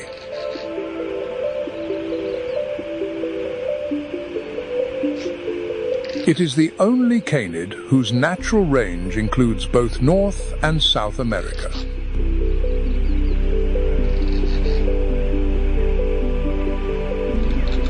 The gray fox possesses a compact and flexible body, 31 to 44 inches long, including the tail, and weighing 8 to 15 pounds, allowing it to move easily through the dense forests.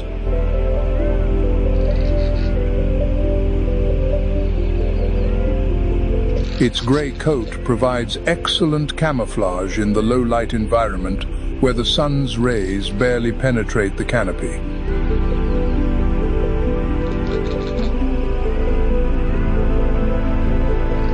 As an omnivore, the gray fox consumes a wide variety of food, including insects, small mammals like mice and squirrels, bird eggs, fruits, and edible tropical plants.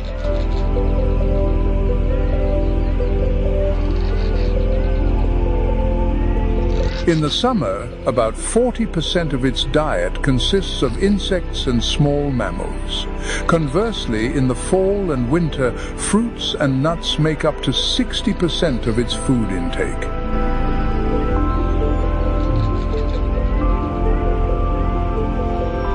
One of the most remarkable features of the gray fox is its impressive tree climbing ability.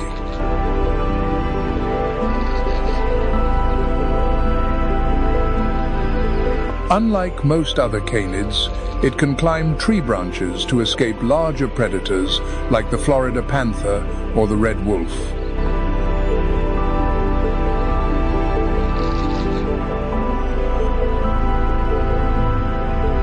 This skill also allows it to access food sources high above, such as fruits and insects, giving it a significant advantage to survive and thrive in the challenging environment of the Everglades.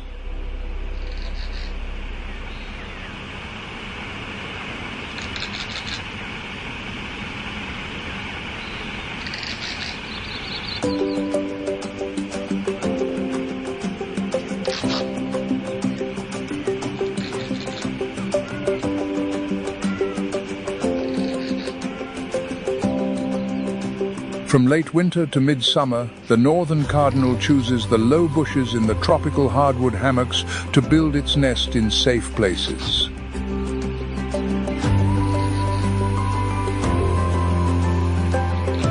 The northern cardinal has entered its breeding season.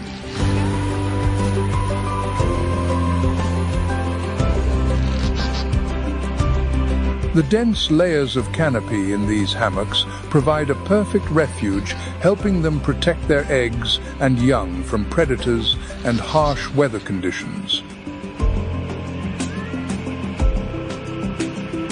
Under the shade of the tropical hardwood hammocks, the northern cardinal shines with its brilliant red plumage.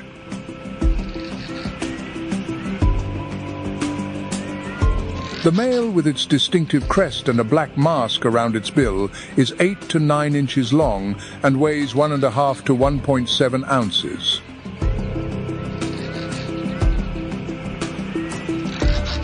The female, in contrast, has a paler reddish-brown plumage, but with hints of red on her wings, tail and crest, giving her a subtle elegance.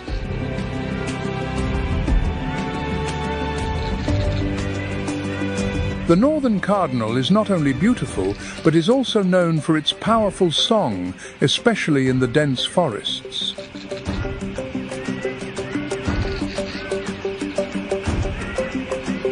As an omnivorous bird, the northern cardinal's diet includes seeds, fruits, and insects. About 70% of its diet consists of seeds and fruits, especially berries.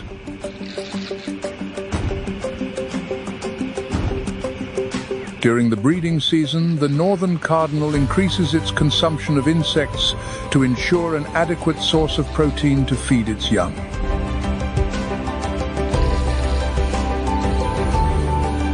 During that time, insects make up to 40% of its diet.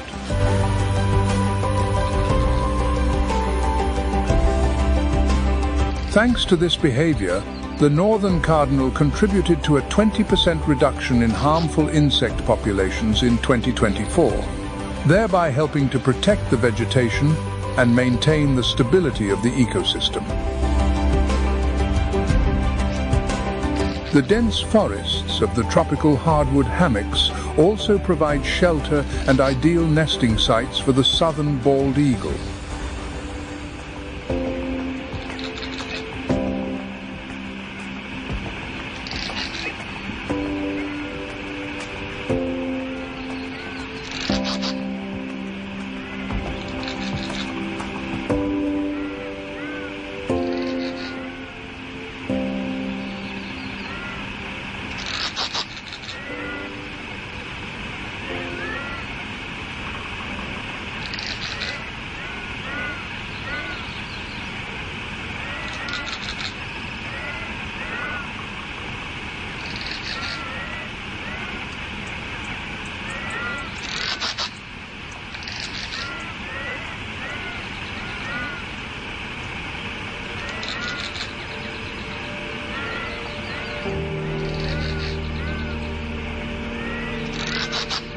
In the dense forests of the tropical hardwood hammocks, the southern bald eagle often builds its nest in tall, sturdy trees like oaks and palms.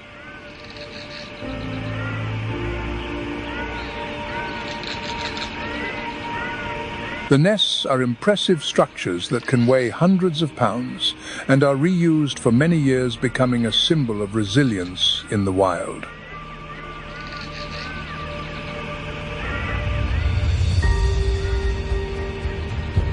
In the tropical forests of the tropical hardwood hammocks, where lagoons, swamps and streams are interspersed, the southern bald eagle finds the perfect environment for hunting.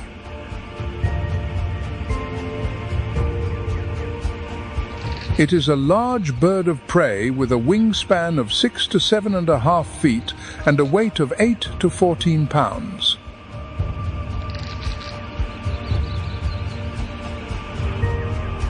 As a sea eagle, its diet is primarily based on fish, which makes up 60 to 90% of its food intake.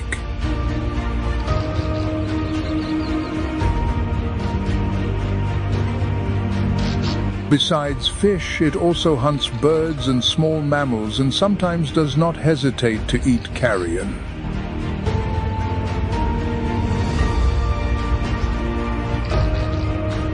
In the darkness of the tropical hardwood hammocks at night, the unmistakable hoot of the barred owl rings out.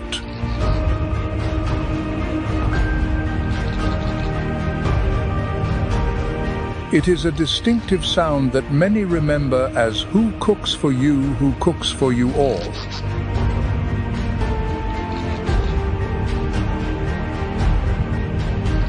Its call can be heard up to half a mile through the dense forest, marking its territory and serving as a means of communication with its mate.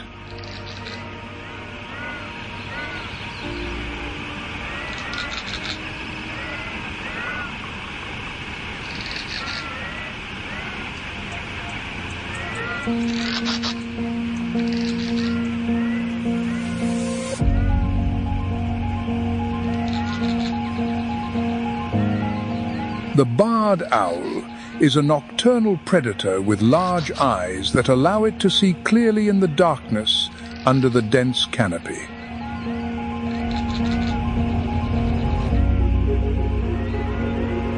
Its silent flight combined with its exceptional vision allows it to hunt without being detected.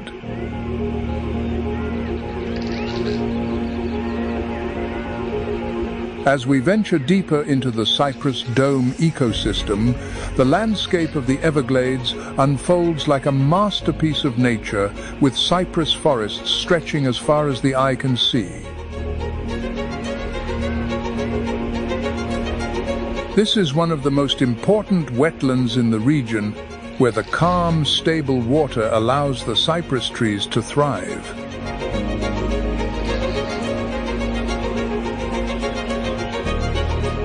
The dome cypresses grow in clusters, with the tallest trees in the center and smaller ones towards the edges, creating a characteristic dome shape.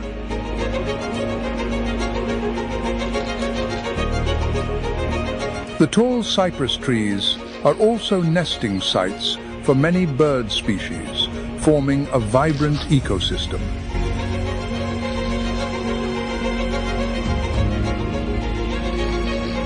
At their base, mammals find safe shelter, completing a picture of biodiversity where every creature contributes to the balance of the natural environment.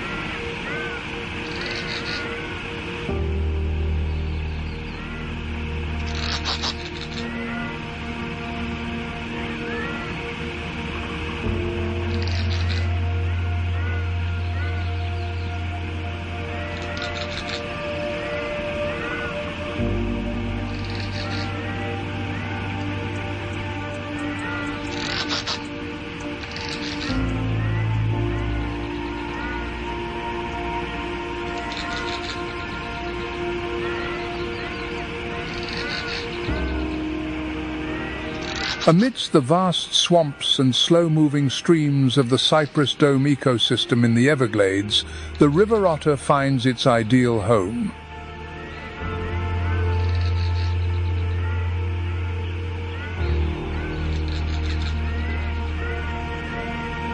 In this environment, the calm waters and dense vegetation form a network of wetlands where these otters can easily hide and hunt without being seen.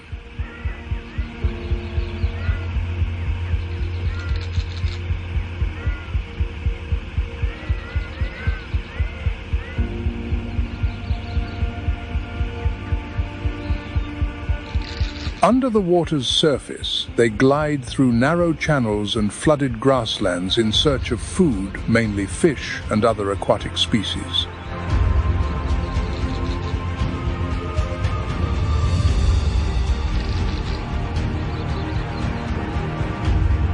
River otters are not just solitary creatures.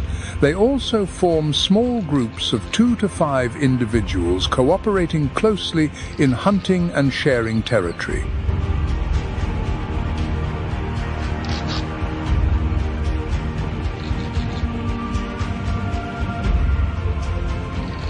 They often live in family groups consisting of a mother and her young, using burrows they dig themselves or take over from other species for shelter.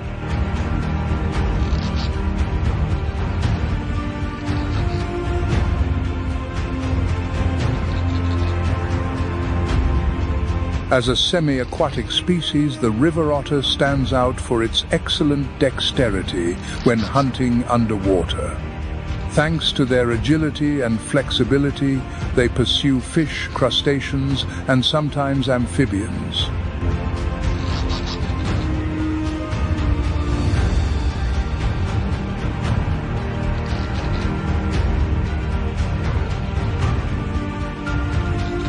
Their whiskers are very sensitive, allowing them to detect movements in the water even when visibility is limited.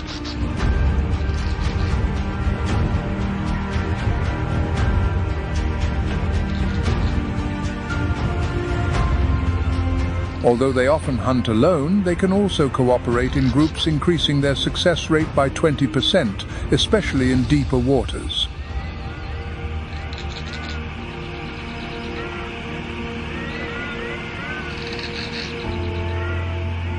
The river otter plays a crucial role in the ecological balance of the Everglades cypress dome ecosystem.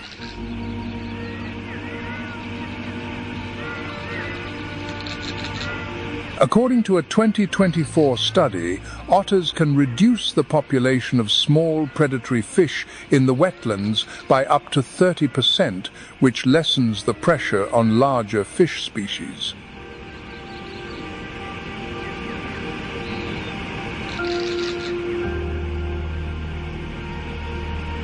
Otters also compete for resources with other large predators like alligators, making them an important component in maintaining the delicate balance of the cypress dome ecosystem.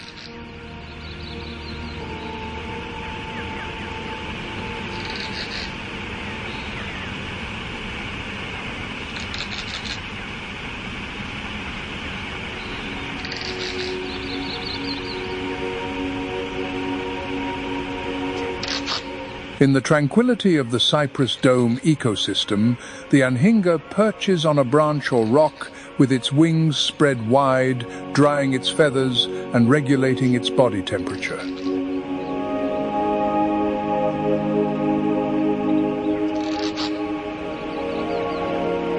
With a body that can be up to 35 inches long and a weight of about 2.6 pounds, the anhinga is capable of diving deep to catch fish and other aquatic animals.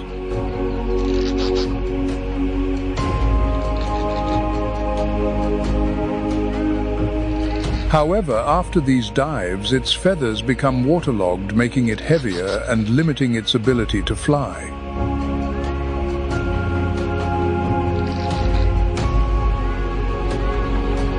Its ability to fly is highly dependent on sunning, which allows it to dry its feathers quickly, especially in the hot and humid climate of the Everglades.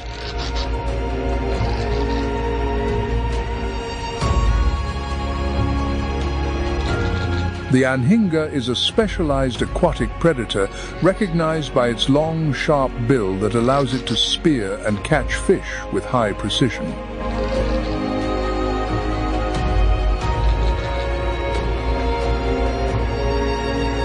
Fish make up to 90% of its diet, according to a 2024 study, while the rest consists of amphibians and small crustaceans.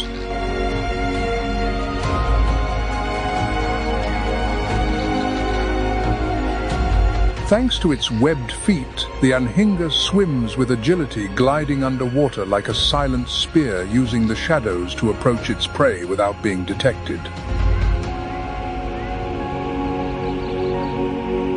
Through its underwater hunting style, the anhinga plays an essential role in regulating fish populations, helping to maintain the balance of the ecosystem.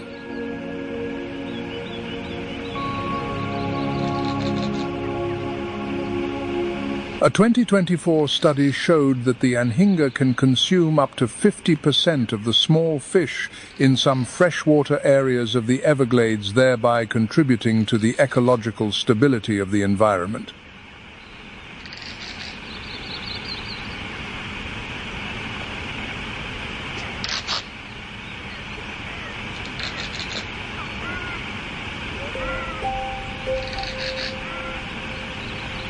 Along the coast of southern Florida, the majestic aerial roots of the red mangrove rise like natural ramparts, blocking the assault of waves and storms.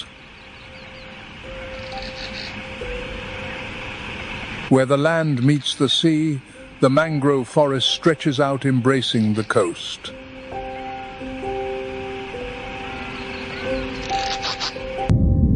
This system not only acts as a shield, but also as a natural nursery.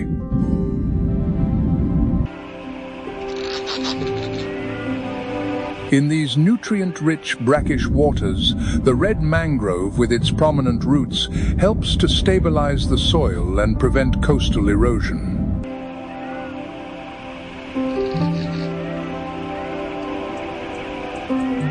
The black mangrove and the white mangrove form different forest layers, each playing an essential role in maintaining the ecosystem.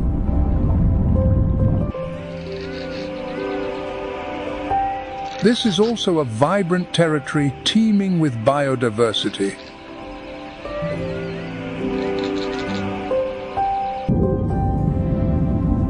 Birds, fish and crustaceans gather here, with over 220 species of fish surviving in this unique brackish water environment.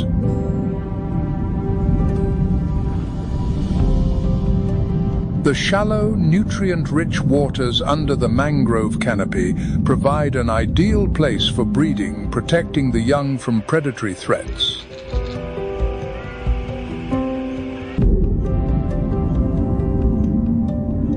The delicate balance of the food chain is maintained by these fish species.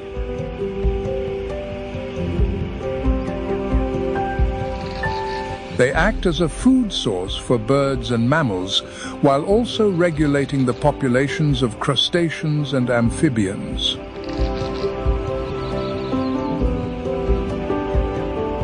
Each morning, as the sun illuminates the mangrove, forests, flocks of wading birds spread their wings and fly across the sky, creating scenes full of life.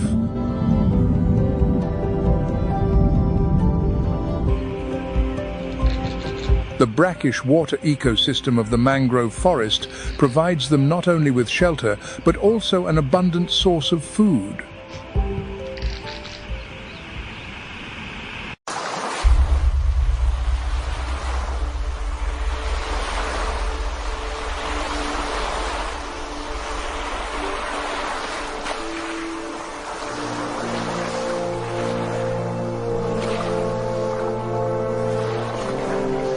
Among these birds, the brown pelican stands out with a wide wingspan of 7 to 8 feet and a unique hunting technique.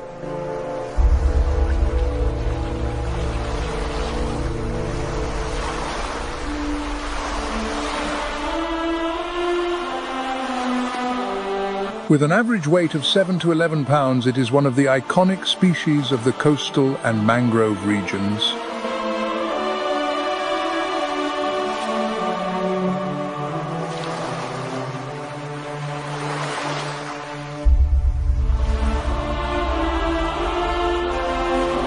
The brown pelican uses a gular pouch under its bill to catch fish, achieving a success rate of up to 60%, especially during seasons with abundant food.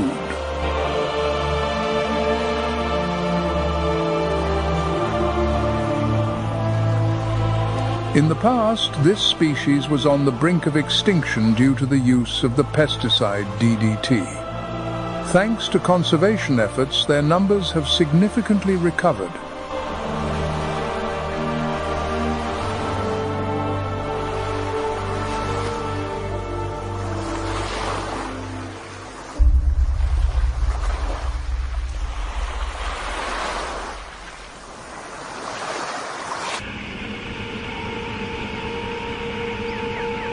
Another wading bird that stands out in the mangrove ecosystem is the American white ibis, often seen wading in the shallow waters.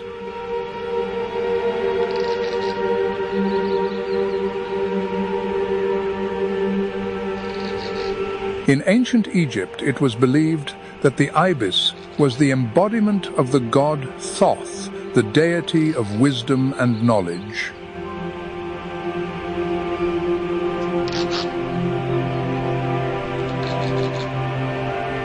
Its long, thin, downward-curving bill allows it to search for crustaceans hidden under the mud.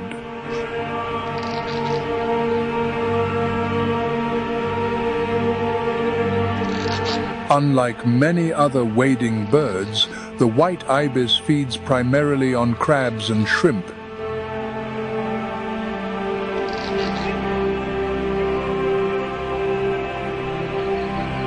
This dietary preference allows it to control the populations of crustaceans, helping to maintain the ecological balance of the mangrove ecosystem.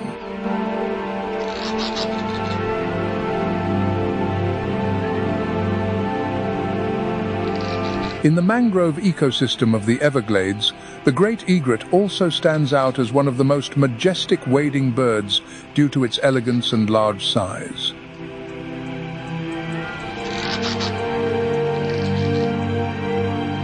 At over 4 feet tall with a wingspan of up to 5 feet, it is one of the largest water birds, second only to the great blue heron.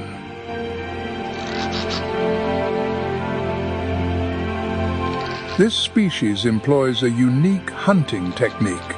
It walks slowly or stands still, patiently waiting until a fish frog or large insect passes by.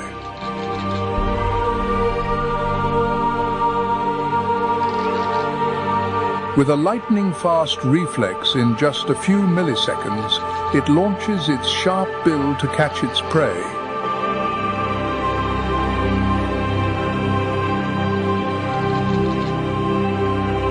This skill makes the great egret one of the most effective predators in the mangrove ecosystem.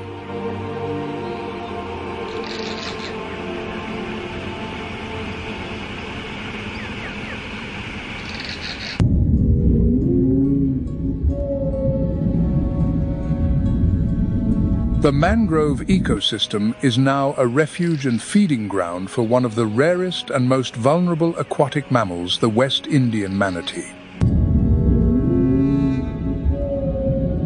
This species is particularly vulnerable to boat propellers due to its limited ability to detect low-frequency sounds.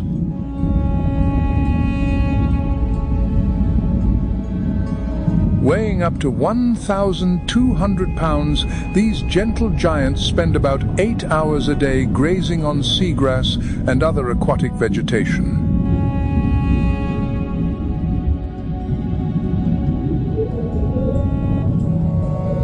Their slow and continuous movement contributes to the balance of the ecosystem, consuming up to 100 pounds of vegetation per day.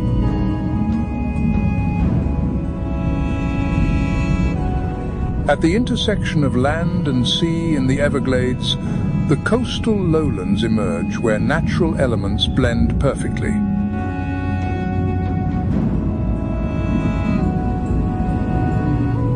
Here there is no clear boundary between fresh and salt water. Each rainy season brings a flow of fresh water from the north, flooding the swamps and arid lands.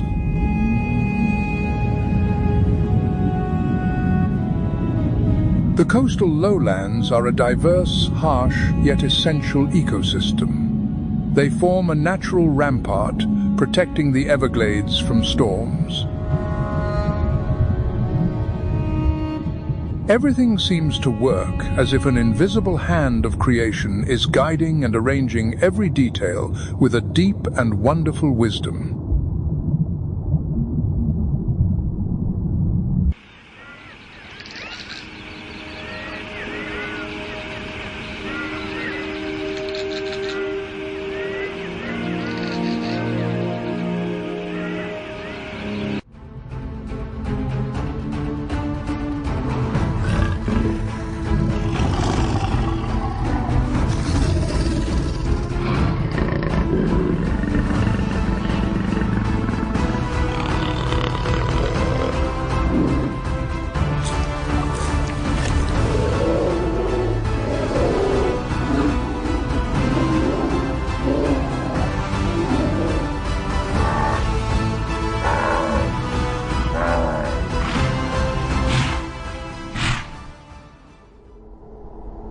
The sun rises on a land of untamed wilderness, A vast land, Russia, a nation of immense territory,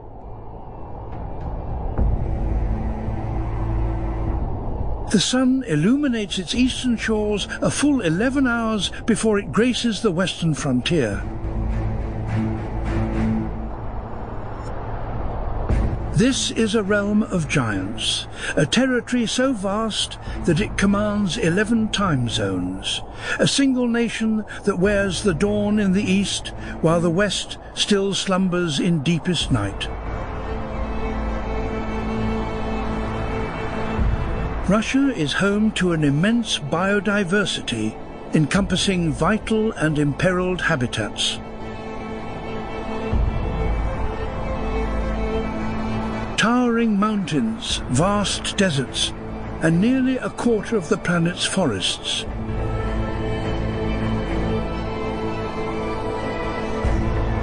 This is nature on its grandest scale.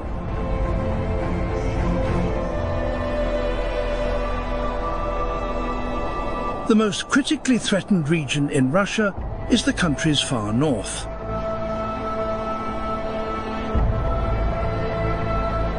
Ice grips Russia's northern coast for nearly the entire year. Climate change has diminished the Arctic's ice cover by 2/3 since the 1980s. At this time of year, floes drift hundreds of miles from the mainland. This volatile marine environment is the realm of the world's largest land predator. Here, amongst the ice floes, a female polar bear is fighting for survival.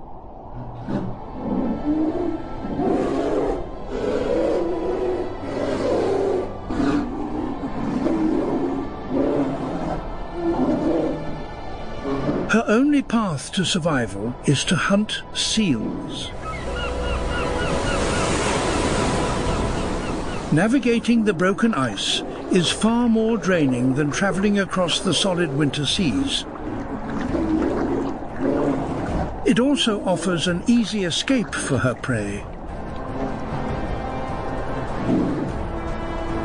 For her, this shattered mosaic of ice is a treacherous labyrinth.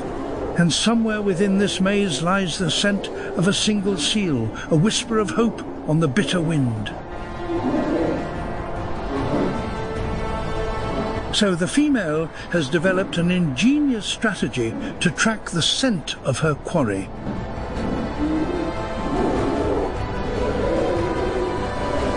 She moves upwind, then follows long meandering paths, constantly sampling the air.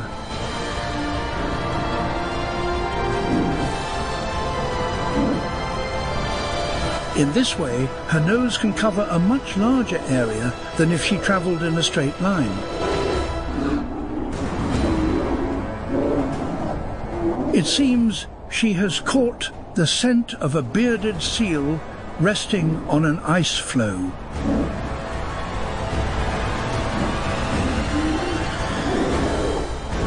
From over a mile away, the Russian polar bear hopes for a winter that never ends. End of summer in Russia's far north, one of the most iconic Arctic animals has developed a clever trick to continue hunting year-round.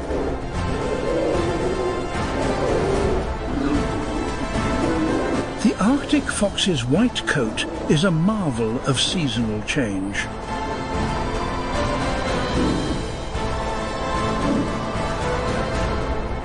Born in the spring, it now lives alone and must hunt to feed itself.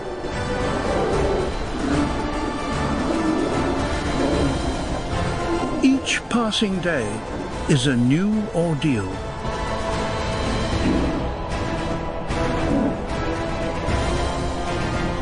Here, youth is a luxury ill-afforded.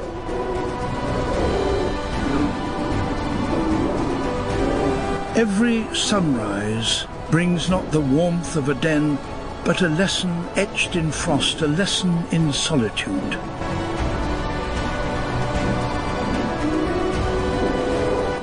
this unforgiving wilderness, only the adaptable can endure.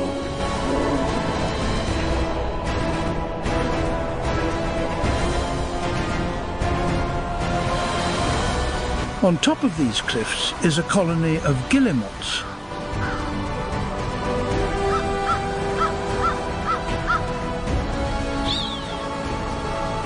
An irresistible temptation for a hungry fox.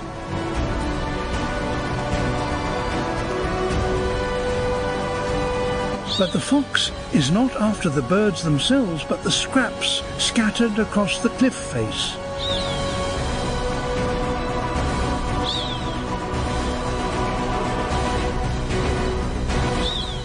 Fortune still favours this fox in the summer months.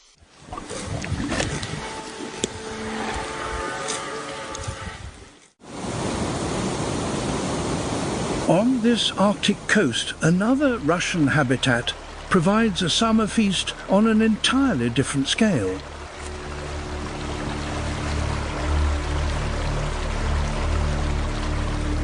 Kuril Lake in Kamchatka, a remote wilderness encircled by 29 active volcanoes.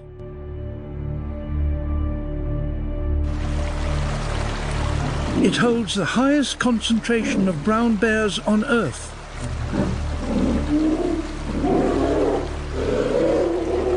In summer, hundreds of bears gather near the shores to mate and raise their young.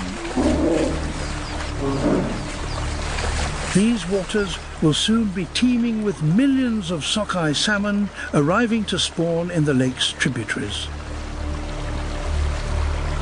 The salmon run creates one of nature's greatest banquets. A mother bear can catch a fish for each of her cubs.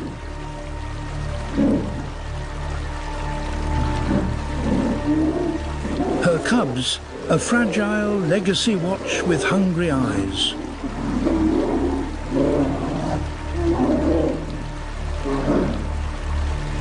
But the river's ancient promise of salmon is thin now, a ghost of feasts past.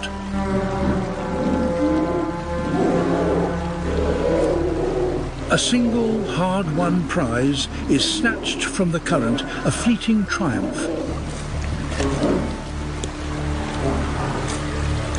For success on these shores is a dangerous beacon. A huge male, lured by her catch, closes in. Against his brute force, her only weapon is a mother's courage. To fight is to risk everything, and in this wild kingdom that is no choice at all.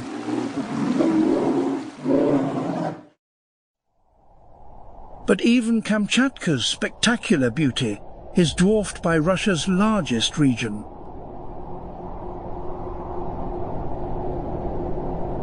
Siberia covers 3/4 of Russia, its wilderness, a realm described as both harsh and fragile. It stretches from the Arctic Circle to the Mongolian border, an expanse of 5 million square miles. Most of it is covered by one of the most important forests on Earth.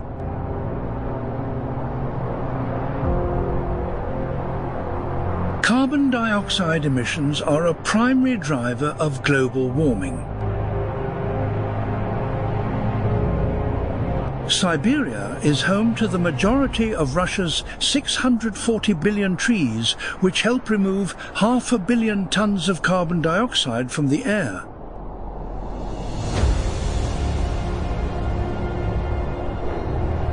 It is also home to some of the most formidable and cunning predators, including the world's largest owl.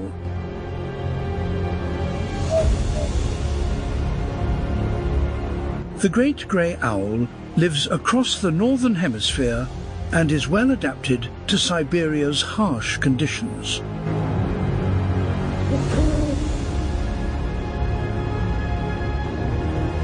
This female nests in the dense Siberian forests.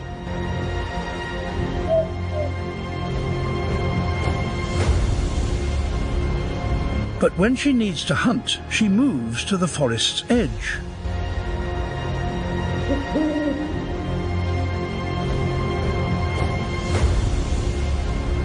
Along the forest margins, its phenomenal hearing can detect prey buried 3 feet beneath the snow.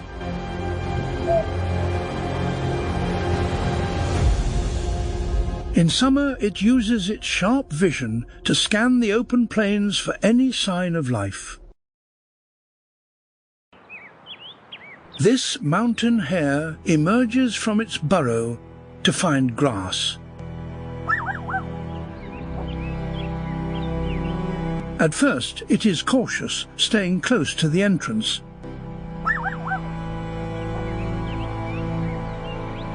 But a sense of security encourages it to venture further from safety.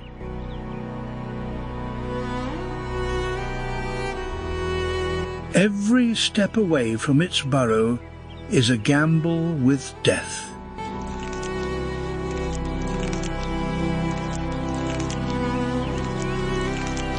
The alluring scent of fresh grass makes it momentarily forget the fangs that lurk nearby.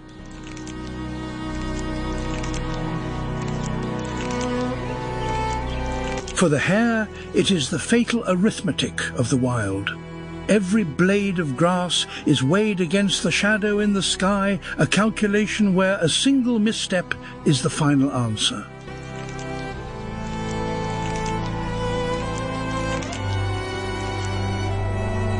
Although Siberia is known for its vast forests, its southern reaches are largely arid and drought-stricken.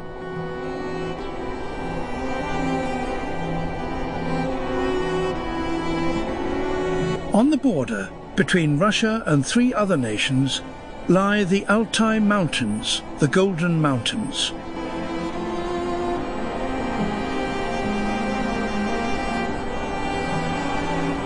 Most of these mountains are barren and exposed. The land here is cold and sterile, stretching towards the Gobi Desert.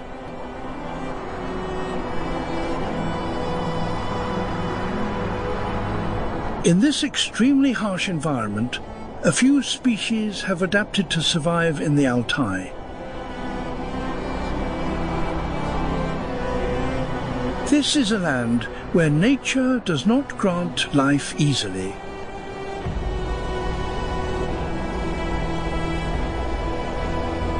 Every creature that exists here has endured a relentless process of selection. Adaptation becomes the sole key to survival in this arid terrain.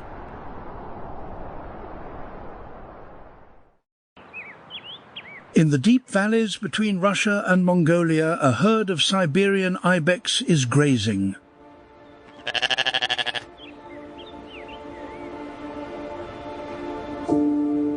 A dominant male leads the herd and holds exclusive mating rights. In return, he protects its members.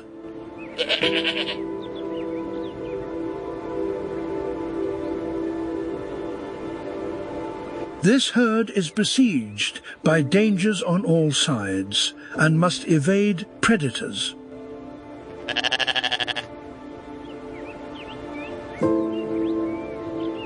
But at this altitude, the young are not safe from the golden eagles that patrol the Altai valleys for prey.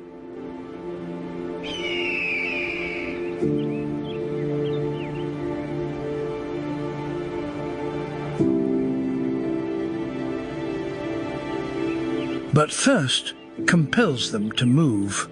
The male keeps watch as the herd slowly makes its way towards a waterhole.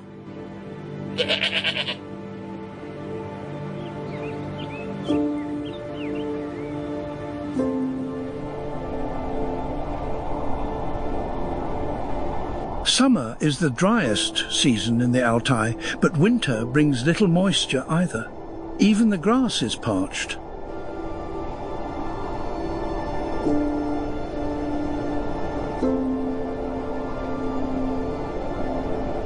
In Russia's southeast, there is a region famed for its incredible vegetation which ignites with colour each autumn.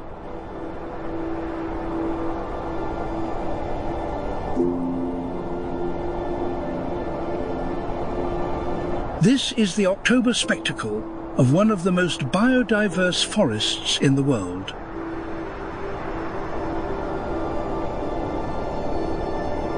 The leaves turn to gold and green for just 2 weeks each year.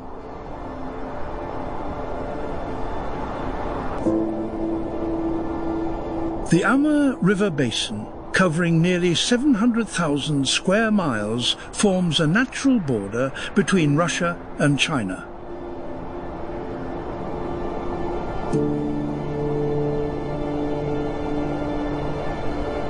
After the leaves fall, the region can seem devoid of life.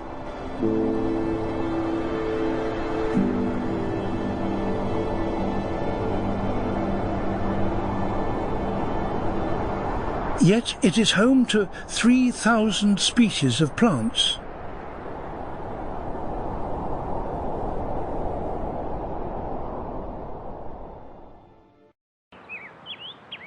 It is also the last refuge for the world's most endangered big cat.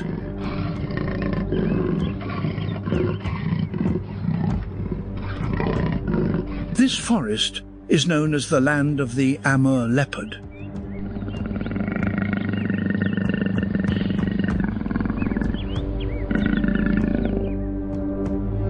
The Amur leopard once ranged widely across Asia.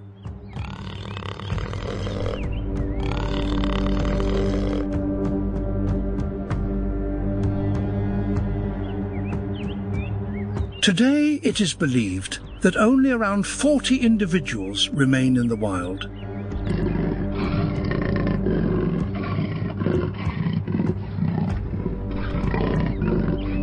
To see one is to see a ghost, a fleeting spirit of the forest, so perfectly woven into the autumn light that it exists more as a rumour than a reality.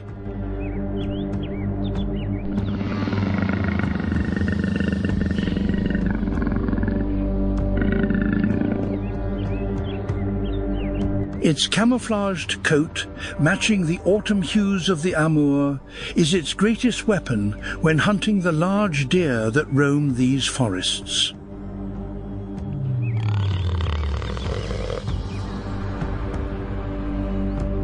But it is ever watchful for an opportunity.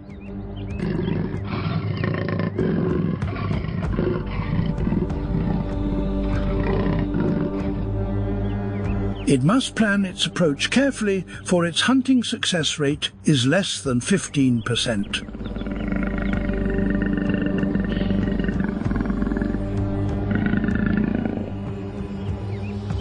This male caches the remains of a previous kill in a tree or a cave to be eaten when needed.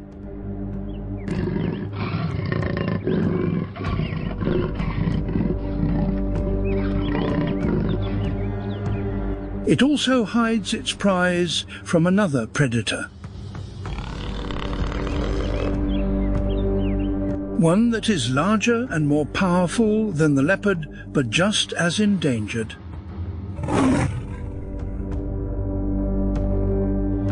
Both the Amur tiger and the Amur leopard are the last living symbols of the wild Far East. Their existence reflects the urgency of global efforts to protect large carnivores.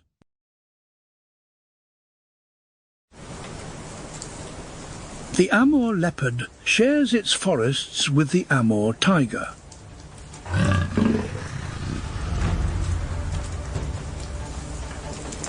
Only 500 Amur tigers are left in the wild, their numbers decimated by poaching.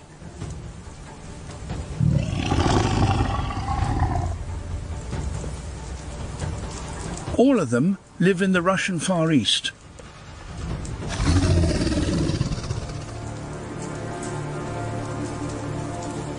Weighing up to 660 pounds, this is the largest of all cats.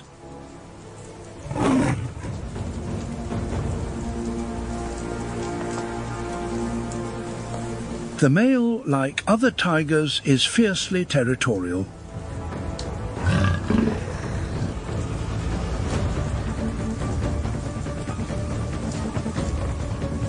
But these boundaries dissolve during the mating season.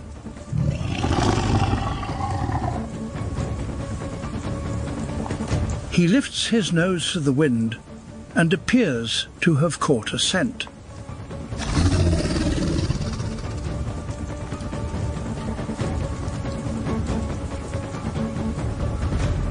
An Amur tiger can travel dozens of miles a day to patrol a territory of up to 386 square miles.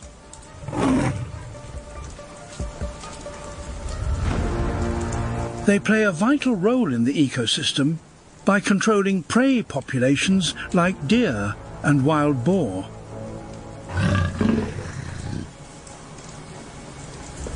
Conserving the Amur tiger doesn't just save a species, it helps maintain the balance of the entire boreal forest.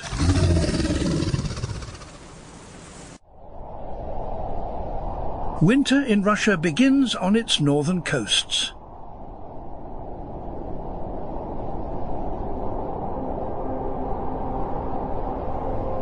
Here, great congregations of Atlantic walrus have spent the past few months raising their young on Russia's northernmost islands.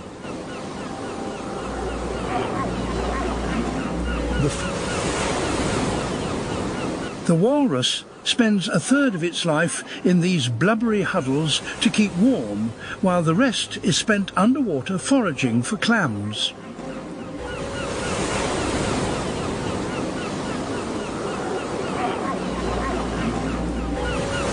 With each individual weighing up to 1.5 tons, getting there requires a bit of improvisation.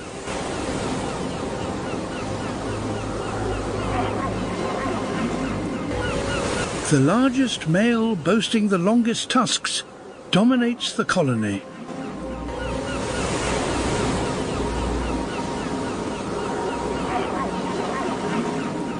His calls can be heard from over half a mile away.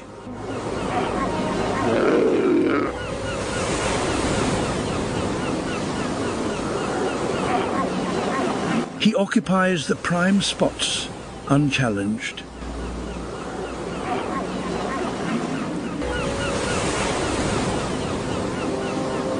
That doesn't stop lower-ranking individuals from sparring. These two are fighting for reasons unknown. Each blow weighs a ton, and their tusks could inflict a mortal wound on any other animal. But their 8-inch layer of blubber prevents serious bleeding. Eventually, the dominant male intervenes to calm them both, deciding it's time to relax back on shore. This brief squall is a sign of what awaits these animals in winter.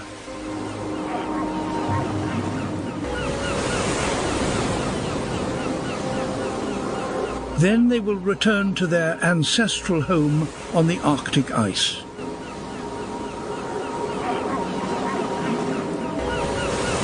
Winter sweeps across Russia in a matter of weeks.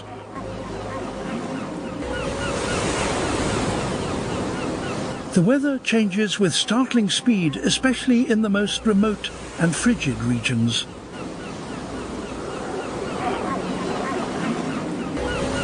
Life in the polar regions must always be braced for abrupt climatic shifts.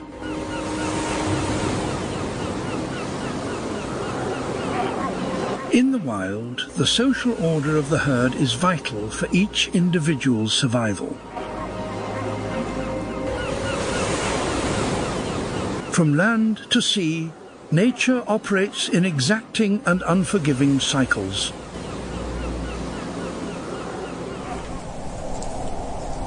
The Yamal Peninsula. This barren land is frozen for 8 months of the year.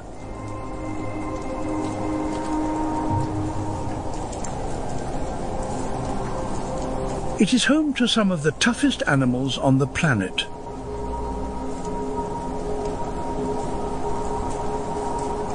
In this extreme environment, a newborn muskox has the extraordinary ability to walk with the adults just hours after its birth.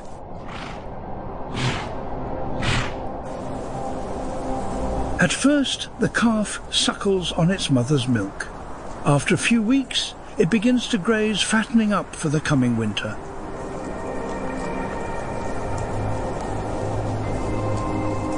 Without mastering this skill, it cannot survive the harsh conditions of the yamal.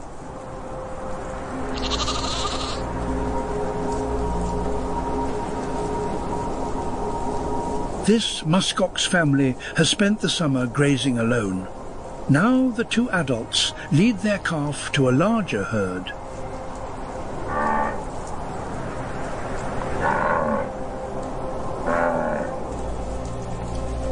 The family joins dozens of other newly formed family units like itself.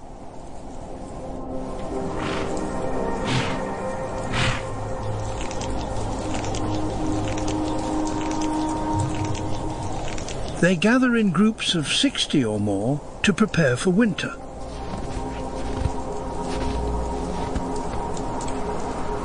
The muskoxen cooperate to defend their young from wolves and polar bears.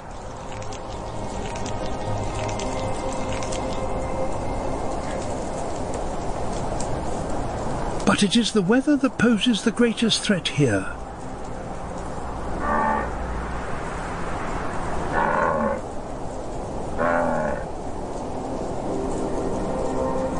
Every step across the frozen terrain is a test of endurance and instinct.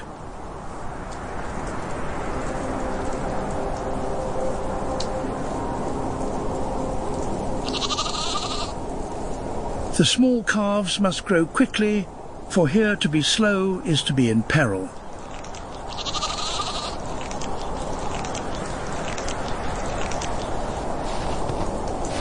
Throughout the long winter, only solidarity will keep the muskox herd standing.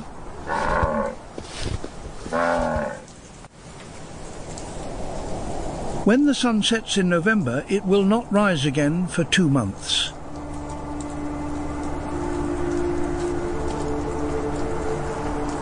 The temperature on the Yamal Peninsula drops to -4 degrees Fahrenheit. But with no trees for shelter, the wind chill makes it feel like -58. It wears winter like a mantle, a living fortress of fur engineered by millennia of ice and wind to treat the most brutal cold as little more than a whisper.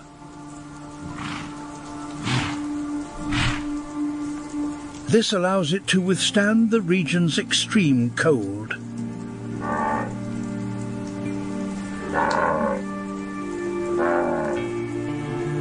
Its large rounded hooves help it to move through the snow in search of food.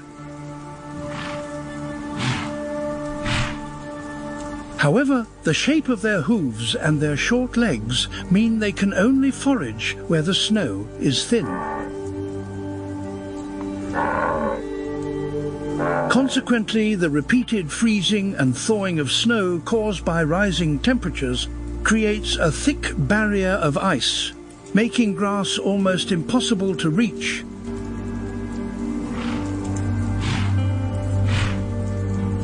A vast amount of grass and vegetation lies available just beneath the snow.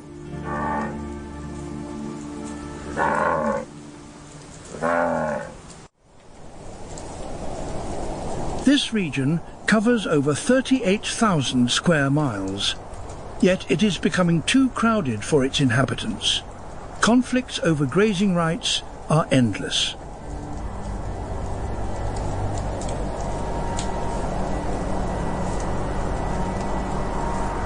As winter envelops, the country almost everywhere freezes solid.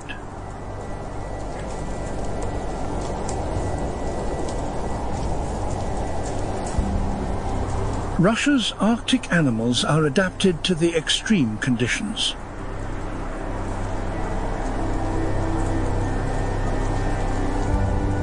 while elsewhere other species must struggle to face their circumstances.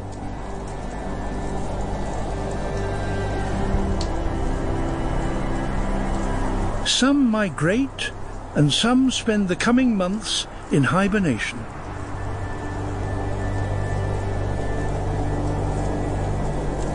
Whatever means the animals use to survive in this frozen wilderness all await the sun's return.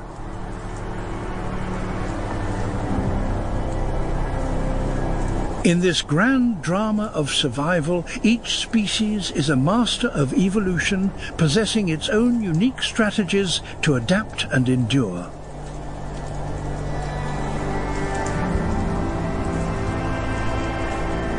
Whether a great predator or a tiny hidden creature, all walk the same fine line between life and death.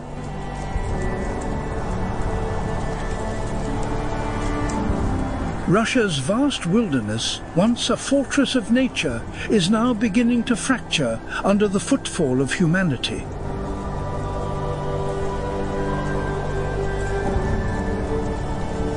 These are the wild heartbeats of Russia.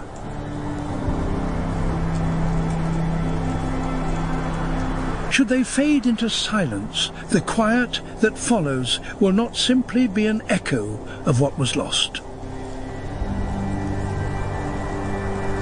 It will be the sound of a world diminished, a silence that will eventually find its way to our own door.